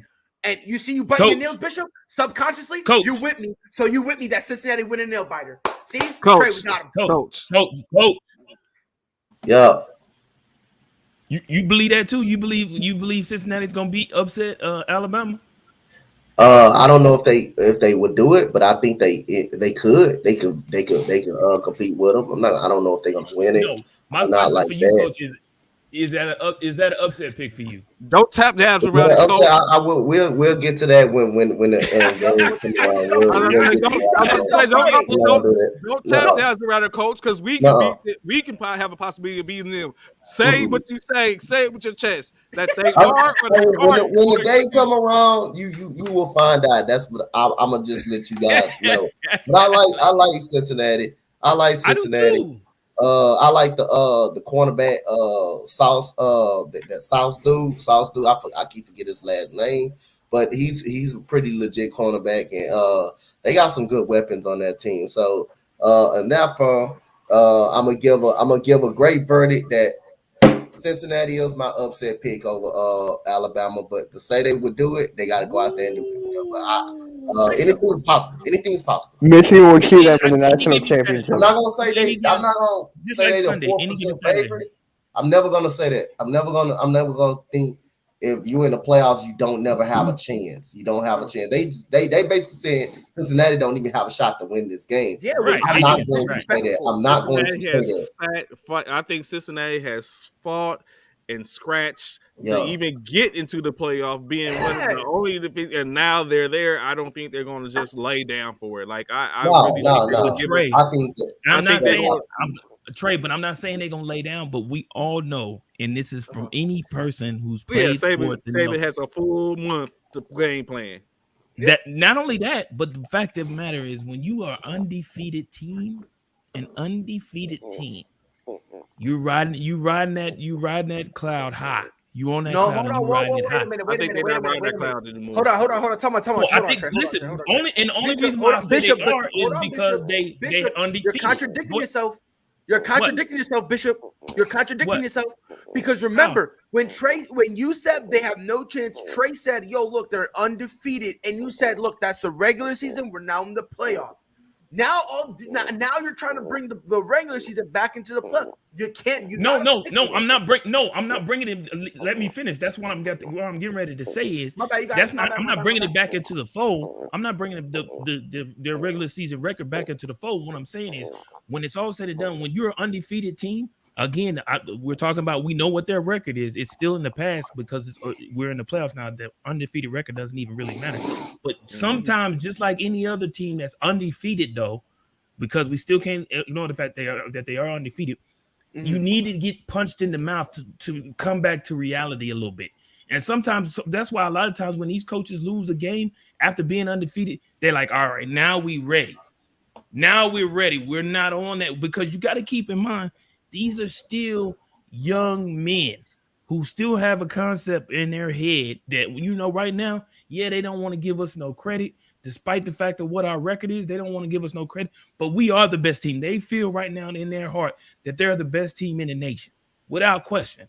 I got it. But sometimes it's going to take a team to punch you in the mouth and get you back on track, and they haven't had that. And I think that's reverse. I think Cincinnati has a team that played teams that punched them in the mouth. I think that mindset is going to be. I think that mindset is going to be reverse order to where Cincinnati realizes that they're considered the underdog and that they want to punch Alabama in the mouth to let it be seen and understood. But they already been punched in the mouth. But they've already. I mean, just taken because them off. Cincinnati hasn't They've already lost, been punched that don't in the mean they didn't get punched in the mouth. Just because Cincinnati Well, no, hasn't I'm lost, talking that about. don't mean you get. No, I was Yeah, talking. correct. No, but coach, They have coach, not punched in the mouth honestly, before, plenty of yeah, times. they no, but coach, I'll be honest with you, they didn't really get punched in the mouth. Yeah, they got slapped around, Yes, but they didn't get. Listen, they got slapped around. I don't feel like they got punched in the mouth. They got Now, just because they undefeated, that don't mean they didn't get punched in the mouth. East Carolina punched them in the mouth. They punched them in the mouth. They didn't. Now they granted they lost. They lost. And coach, they that's really lost, my though. point. And that's really They my got point punched in the when it mouth comes though. They to, didn't mean that. and that's really my point when it comes to Cincinnati. I feel like the thing is, if a team gets punched in the mouth in the first quarter, swallows their teeth, and then goes out and punches back, and to remain undefeated, I don't think they need to get punched in their mouth again for them to be legit. Because the thing is, guess what? Other teams, sometimes teams get punched in their mouth and they get knocked out, right? Other teams, they get punched in the mouth. Shout out to Amanda Nunez. Right? So, like, they get punched in the mouth, they handle it, and then they punch back. You know what I mean? Cincinnati has had some of those games where, you know, they got punched in the mouth, they regrouped and was like they got their shit together and pulled out with the win, you know? Now, obviously, Cincinnati is going to be the Cinderella story of this whole thing. Let's not get it twisted, right? But 4%, I think that's disrespectful. Look, in terms of the odds, Alabama is a plus 120. Georgia is a plus 140. Michigan is a plus 700, which I think that's bullshit. That is. Don't get me started. Is a plus 1,600. Like, let's put that in context. Like Alabama 120, Georgia 140, Michigan plus 700, and Cincinnati plus 1,600. That is straight up 110% ridiculous.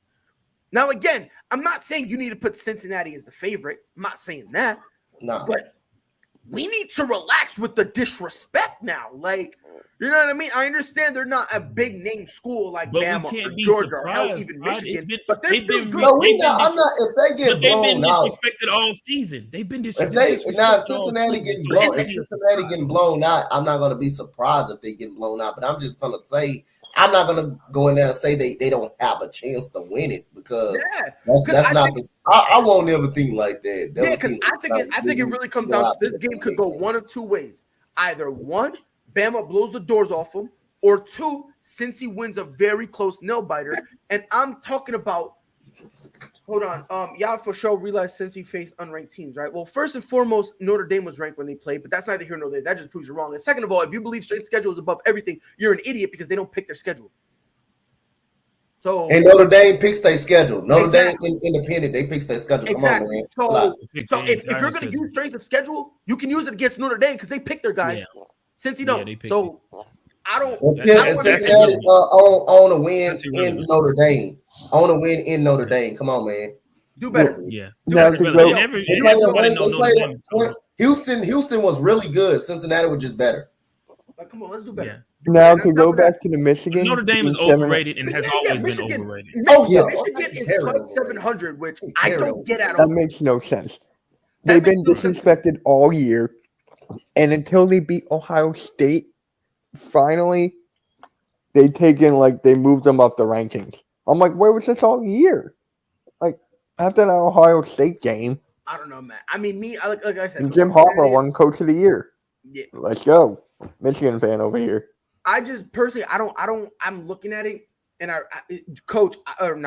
Bishop, I don't understand how with Cincinnati having only a 4% chance. I don't get how. I don't understand how that. I totally want to see what.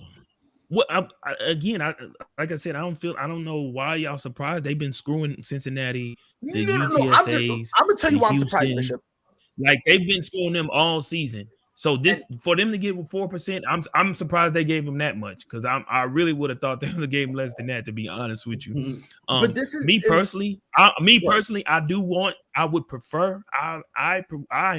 would prefer for Cincinnati to beat Alabama. I honestly do. I think we all want that. I think we all want that. I just don't. I personally don't really care because and the reason why I don't think it'll happen is, like I said before, prior to my absence, I stated they did this for a reason. Yep. They want to see Alabama and Georgia in the national championship. That's why they dropped. And I feel like that's exactly Georgia what's going. That's why they dropped Georgia that low. Absolutely. They want the that thing rematch. is, the winner, that's the thing. The winner was that they were gonna drop them to 3 to save face, right?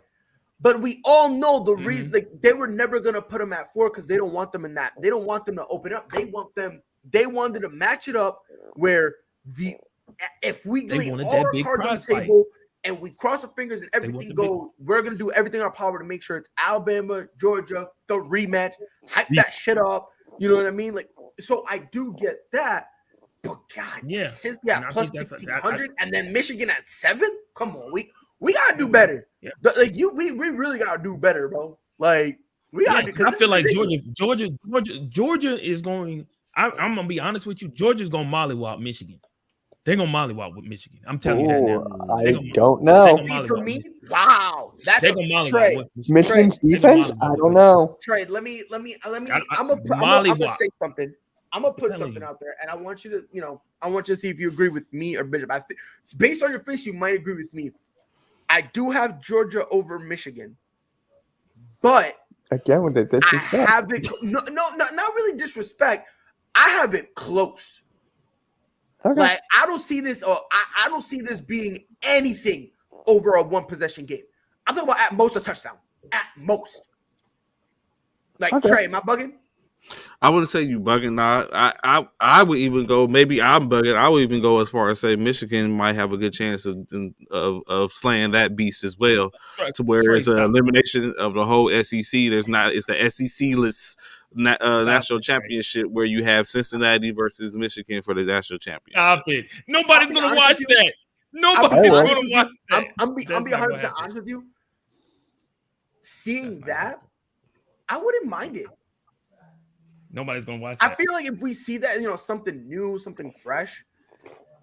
I feel like, but at the same time, if we see that, we all know how Alabama fans are, right? They're wild, bro. They're the college version of the Dallas Cowboys, right?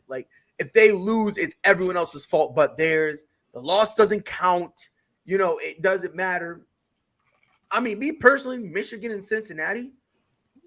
I would like that. I think that'll be a hell of a game. That's not gonna happen. Yeah, it's probably not gonna happen. But Georgia's probably, like you said. But I look, would like it. Like you said, Georgia. I think Michigan, but definitely Michigan should give Michigan. Michigan should give Georgia a fight. Unlike what everyone thinks is just going to be a romp. But that's just my take on that. I guess that's what I would like to see. I'm not mad at that take at all. I think Michigan, they got some good players on the offensive side of the ball, not just on the defensive side of the ball. They got playmakers on that offense. They got a great running game as well. They got a quarterback who can come in and run the football as well. So again, I say, would I be surprised if it be a run through? No, but I'm not. I'm gonna give Michigan a shot. I'm not gonna any team in this playoffs or any team. Period. I don't care. I will always give them. I'm gonna always give them a chance, man. Because like I say again, you don't make the playoffs for a reason. And I'm not. Be honest. I'm not the type of person that wouldn't really give nobody a shot. I don't give a damn if you 0-16. It's any given goddamn day, but. I say again, on paper, Michigan looks pretty good. Michigan looks pretty good, man, on paper. I'm not in a top second. They got a great defense as well. Georgia defense maybe even greater, greater than Michigan. But that offense of Michigan with those two running backs, Carmichael and Haskins, and then they got players on the offensive side of the ball. It was skeptical that Georgia was trying to start JT Daniels as well. So you got kind of like a quarterback thing in that room over there. They're off.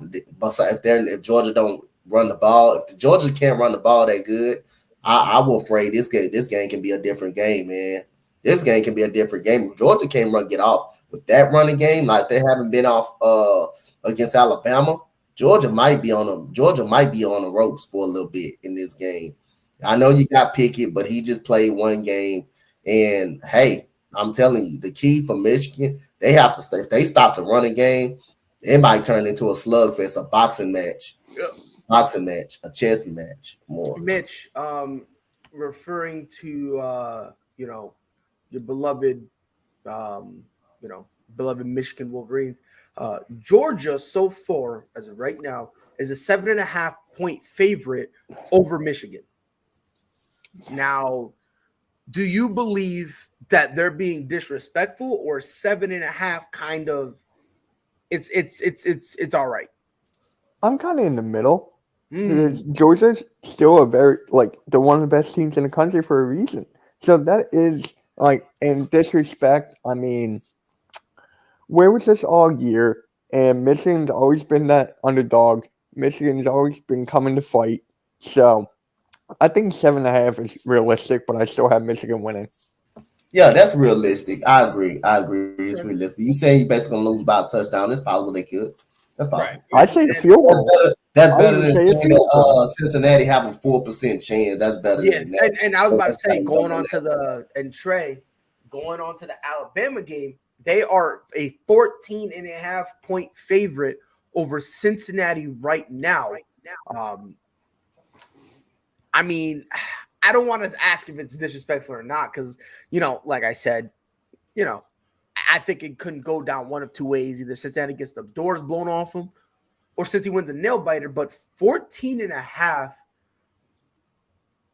mind you, they believe that before opening kickoff, it could potentially be closer to like 17 or 20.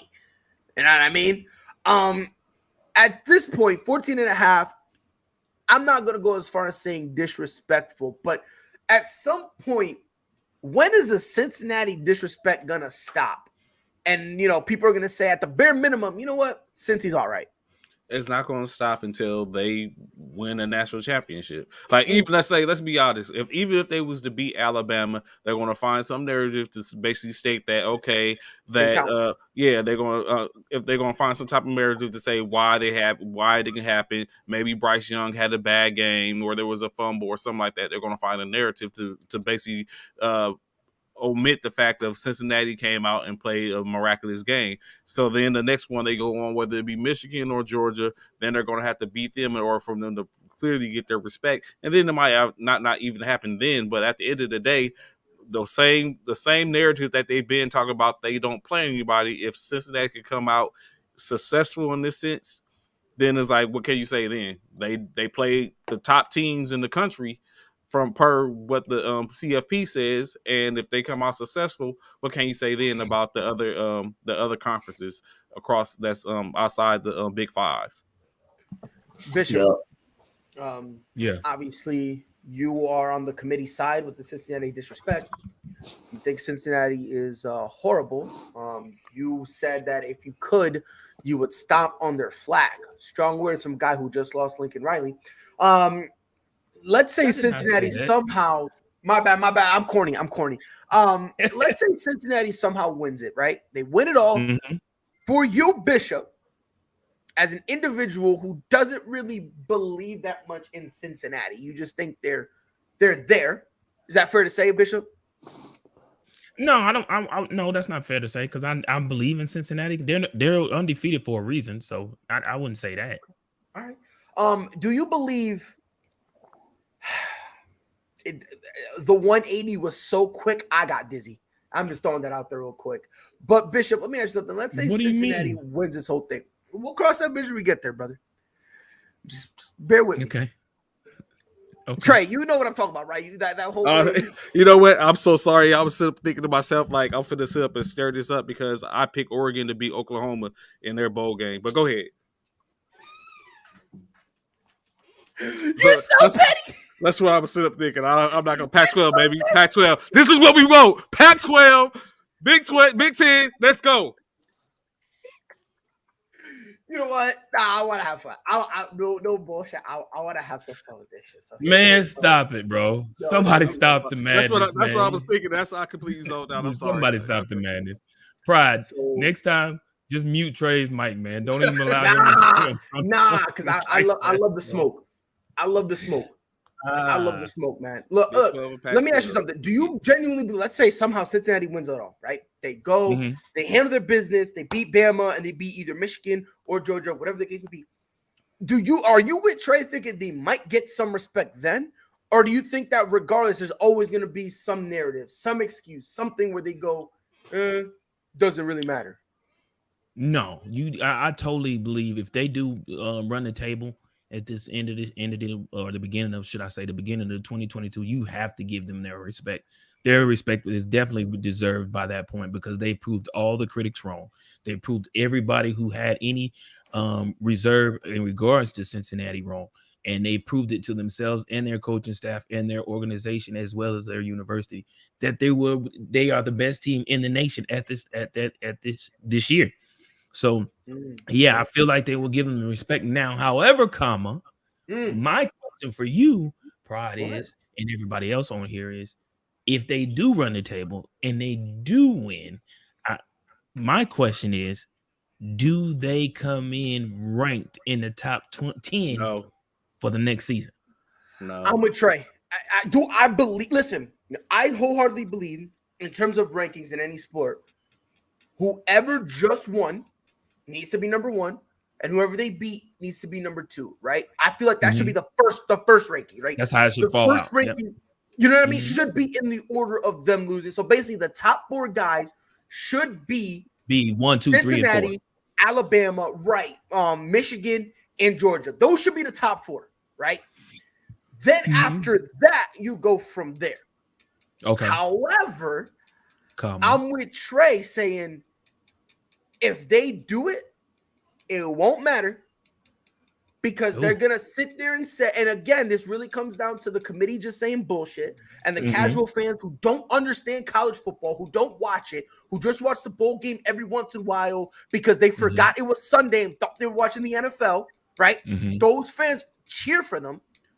And since they have that type of, support behind them, they're just going to continue to disrespect the teams that in essence deserve the respect.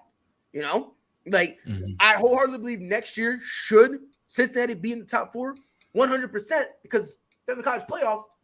But will they? No. I'll be honest, Trey. I'm gonna take it one step further. I just give it top 25.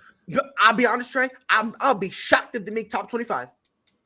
I will be shocked. I think I was about to say no. I was about to say I think in any case they get the top 25, but of course they're going to take into consideration what's coming back, what Cincinnati's going to have next year.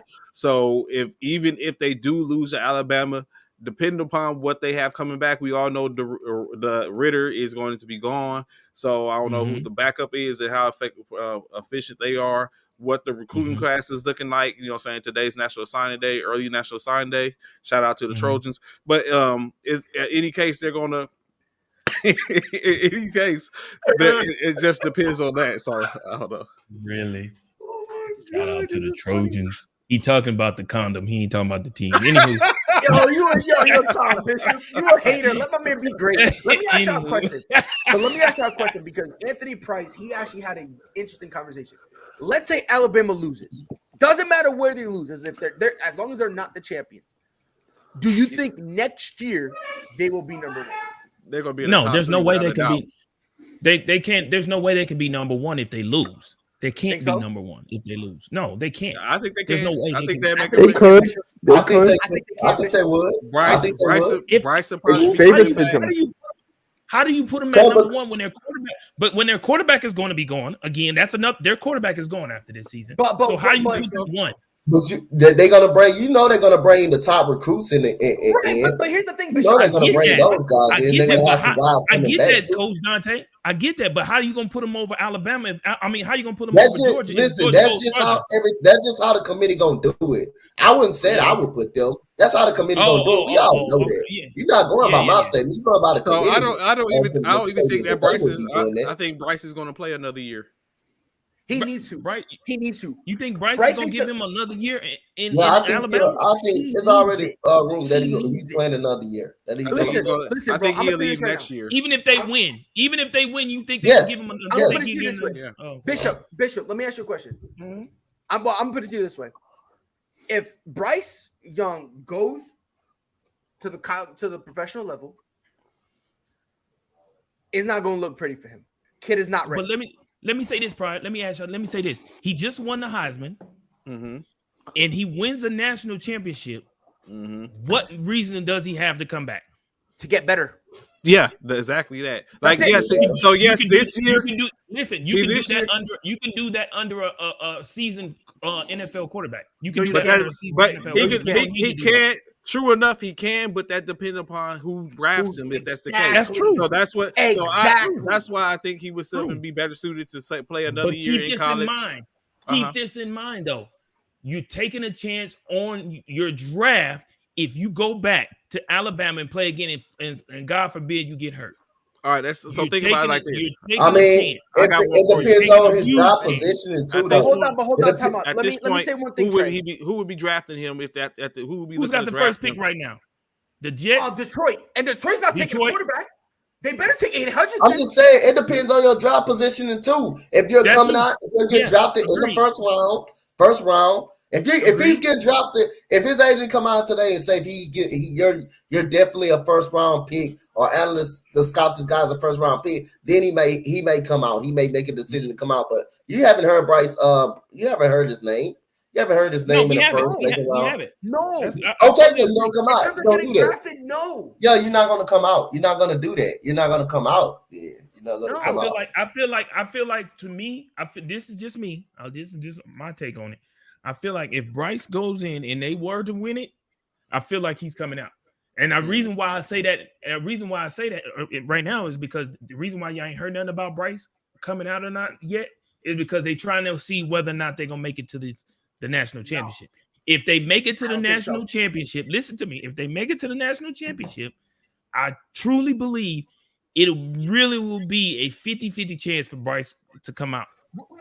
And here's the thing. I'm not saying he's probably not thinking about it. He probably is. Well, yeah, we know he's thinking about it. Yeah, we know right, that. Of course. But I'm gonna say this draft class, and people get mad when I say this, but it's just a fact of life, is filled with nothing but Trey Lance's.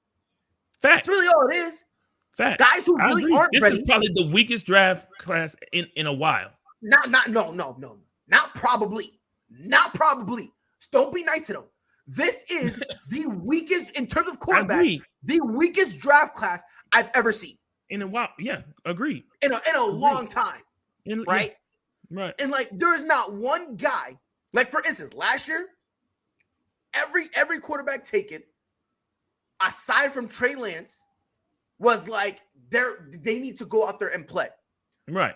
I didn't agree with it, but a lot of people thought Zach Wilson needed to go out and play, that he was ready to be on the NFL level. Right. There is not a single quarterback that's going to come out in this draft that I'm going to say, yeah, you need to start them. No, I've been consistent with saying this. This year, if you draft a quarterback, the only team that should get it are like the Tampa Bay Buccaneers of the world, the LA Rams, where you have an established guy and you don't really need to boast anything up on your team, and you can get a young quarterback who you can spend his rookie contract, letting him get acclimated to the team, letting him get used to it. So that way, if Tom Brady retires, or if Matthew Stafford says, fuck it, I'm out of here, and he leaves, you have somebody in place in a few years down the road that you can slip in and say, now you've had you've had time, you've learned it, you got accustomed in practice, now you're ready to the NFL. Because the thing is these guys just are not ready. They're not. It's just a fact of life. Because a lot of times you see them do in college, it's stupid stuff. It's a lot of it is stupid stuff, which is why Justin Fields was drafted, because he negated that stuff. And it got to the point where it's like, okay, he can't really learn much more in college. Now let's bring him up. Same thing with Trevor Lawrence. He can't learn more in college. Let's bring him up. Mac Jones. Even back then, the Eagles traded up to get Jalen Hurts. Whether you like him or not, we all know this. There was nothing more he could have learned at college. Facts. There was nothing more he could have done. There was nothing more he could have learned in terms of improving his game. When it comes to this class, they need to stay. They need to stay one more year, then come out next year. And honestly, that's not bad for this draft class, because in terms of every other position, this thing is stacked. This draft class, they got edge rushers, they got offensive and defensive linemen, they've got linebackers, they've got cornerbacks, they have running back. This draft is stacked in every position except quarterback. Bishop, real quick, I have a question for you. What you think of your outside of the fact that he's leaving? What you think about Rattler going to South Carolina? I think that's a good. I mean, that's a good organization for him to go to. South Carolina, the Gamecock, and plus he's got Stogner going over there along with him, the tight end for Oklahoma. He also committed to he's transferring over to Carolina Gamecocks too. So I think that's it's a good look for him. I once he goes over there, I'm done watching to see where he goes and how he does from here on out. It's about Caleb at this point, huh? Yeah, it's about Caleb. It is. It's about Caleb, and it's about everybody else in which we're trying to bring into the Oklahoma Sooner organization. You know, we've gotten some huge additions and commitments the past few days. We got a 4-star yesterday, a 3-star the day before. Mm-hmm. Yep. So 4-star 6'5" wide receiver. Yeah. Yeah. So that's good. That's huge for us. And then we got a couple of other two receivers who played together in high school who's committed to Oklahoma, who's coming out. So yeah, I mean, I wish Spencer Rattler the best. So hopefully things work out for him out there in Carolina. Carolina. Oh yeah, Carolina. Yeah, yep. I hope things work out for him. But my main focus is, of course, the Sooners and getting past these Trey. These Ducks on the 29th. What's up, Ryan? Trey. Yes, that sounded like the most generic cut and paste response. He's talking like you are the coach. Like, he's a good player. I wish him nothing but the best. But I'm worried about here. I'm worried about what we have here. Like Coach Belichick on a Cincinnati. Like Bishop out here just pulling on Cincinnati on him, bro. Like Trey, that's right, bro. I care less about what Spencer Rattler doing now. He no longer a Sooner. He's no longer a Boomer Sooner. He's now over there with the Gamecocks. The Gamecocks. Over there with the Cocks. Yeah, going over there with the Gamecocks. Do what you do. Good I luck. still can't believe that's a real thing. Yeah, go do what you do. But right now it's all about, like you say, Caleb. CW, man, we about to make it happen. I'm about to be a clown. Gamecocks versus the Trojans. Let's get it. I gotta ask. What's the cheer for that? What's the cheer for that school? I just gotta know. What's the I don't want to know. I don't want to know. This has been another episode of ASAP in the Morning. We appreciate everybody who was on. Fredward, Jay Ness, Jay McLovin. Obviously these guys, Trey, Coach Dante Bishop, and Mitch. Trey, you got any final words? Hey, just glad y'all came out, checked us out this morning. Of course, be back. We're gonna be here the rest of the week till Friday. Of course, more topics. We'll cover a couple of things. We greatly appreciate y'all coming out and checking us out. We look forward to doing this a little more. See you in the morning. Yes, sir. Yes, sir. Coach Dante, what you got for us? Man, shout out to everybody on the panel. Shout out to everybody that was in the chats early this morning. It's not easy to wake up early in the morning. At 9 o'clock every single morning. But appreciate you guys, man. Happy that my boy Bishop finally to make a return. He's been absent. Ever since Oklahoma took a nosedive, he lost his coach in Lincoln Riley. And after my Rockets put them spanking on them Brooklyn Nets, he's been, absolutely absent. So I'm happy for Bishop to come back. He's been having a tough go, man. It's been tough for him. Bishop, what you got? Hey man, it's good to be back, man. I know I took a slight hiatus and was gone for a little bit, man, trying to get back on this time frame. Been doing this traveling, so this jet lag has really been tearing my butt up all week, man. So, but it was good to see all y'all, Coach Dante, Mitch, Trey, Pride, you of course, even Freddie and Jay McLovin and Jay Ness, man. It was good to see all of y'all. It was happy to be back, man. Hey, and y'all watching one of the best networks ever, ASAP in the Morning, man. We doing it out here. Let's go. You already know the vibes. Mitch, final words on you, my guy. It was great to be on here. Hopefully today's the day that Ben Simmons gets traded. I'm counting down the minutes, counting down the seconds. I just want that guy gone. Hopefully to the New York Knicks or somewhere else. But it was fun. I love talking about Michigan. So, yeah, it was a good time today. Yeah. Obviously to the chat, appreciate you guys. It's always a pleasure to not only talk sports with you guys, but also when the chat is hyping us up, you know, putting in their 2 cents. It's always fun. You know, I do like the fact that we could be kind of interactive, you know, talk with other people and, you know, let them put their comments up so we can react, because I feel like that's fun. Trey, Coach, Bishop, Mitch, I appreciate you guys being here. Same with you, Jay McLovin, Jay Ness, and Fredward. Appreciate you guys being here. It's fun, you know. Mornings are tough, not gonna lie. They're very tough, but being able to just talk with you guys, it's fun, you know, and it makes the mornings just a little bit easier, you know. So it's been your boy Pride. I'm by for Trey, Coach Dante, Bishop, Mitch, Jay Ness, Jay McLovin, and that guy Fredward. This has been ASAP in the morning. We'll be back here 10 a.m. Eastern, 9 Central. Be safe. All sports, all plays. All sports, all plays. All sports, all plays. 365, we making up plays. You talking the game, get you to the days. We're high in the court, the dime in the lane. Variety topics, living the same. All presentation, sports information. Hitting the airways, taking the nation. All sport, all plays, they working your faces. Grace at the field, so tie the laces. All sports, all plays.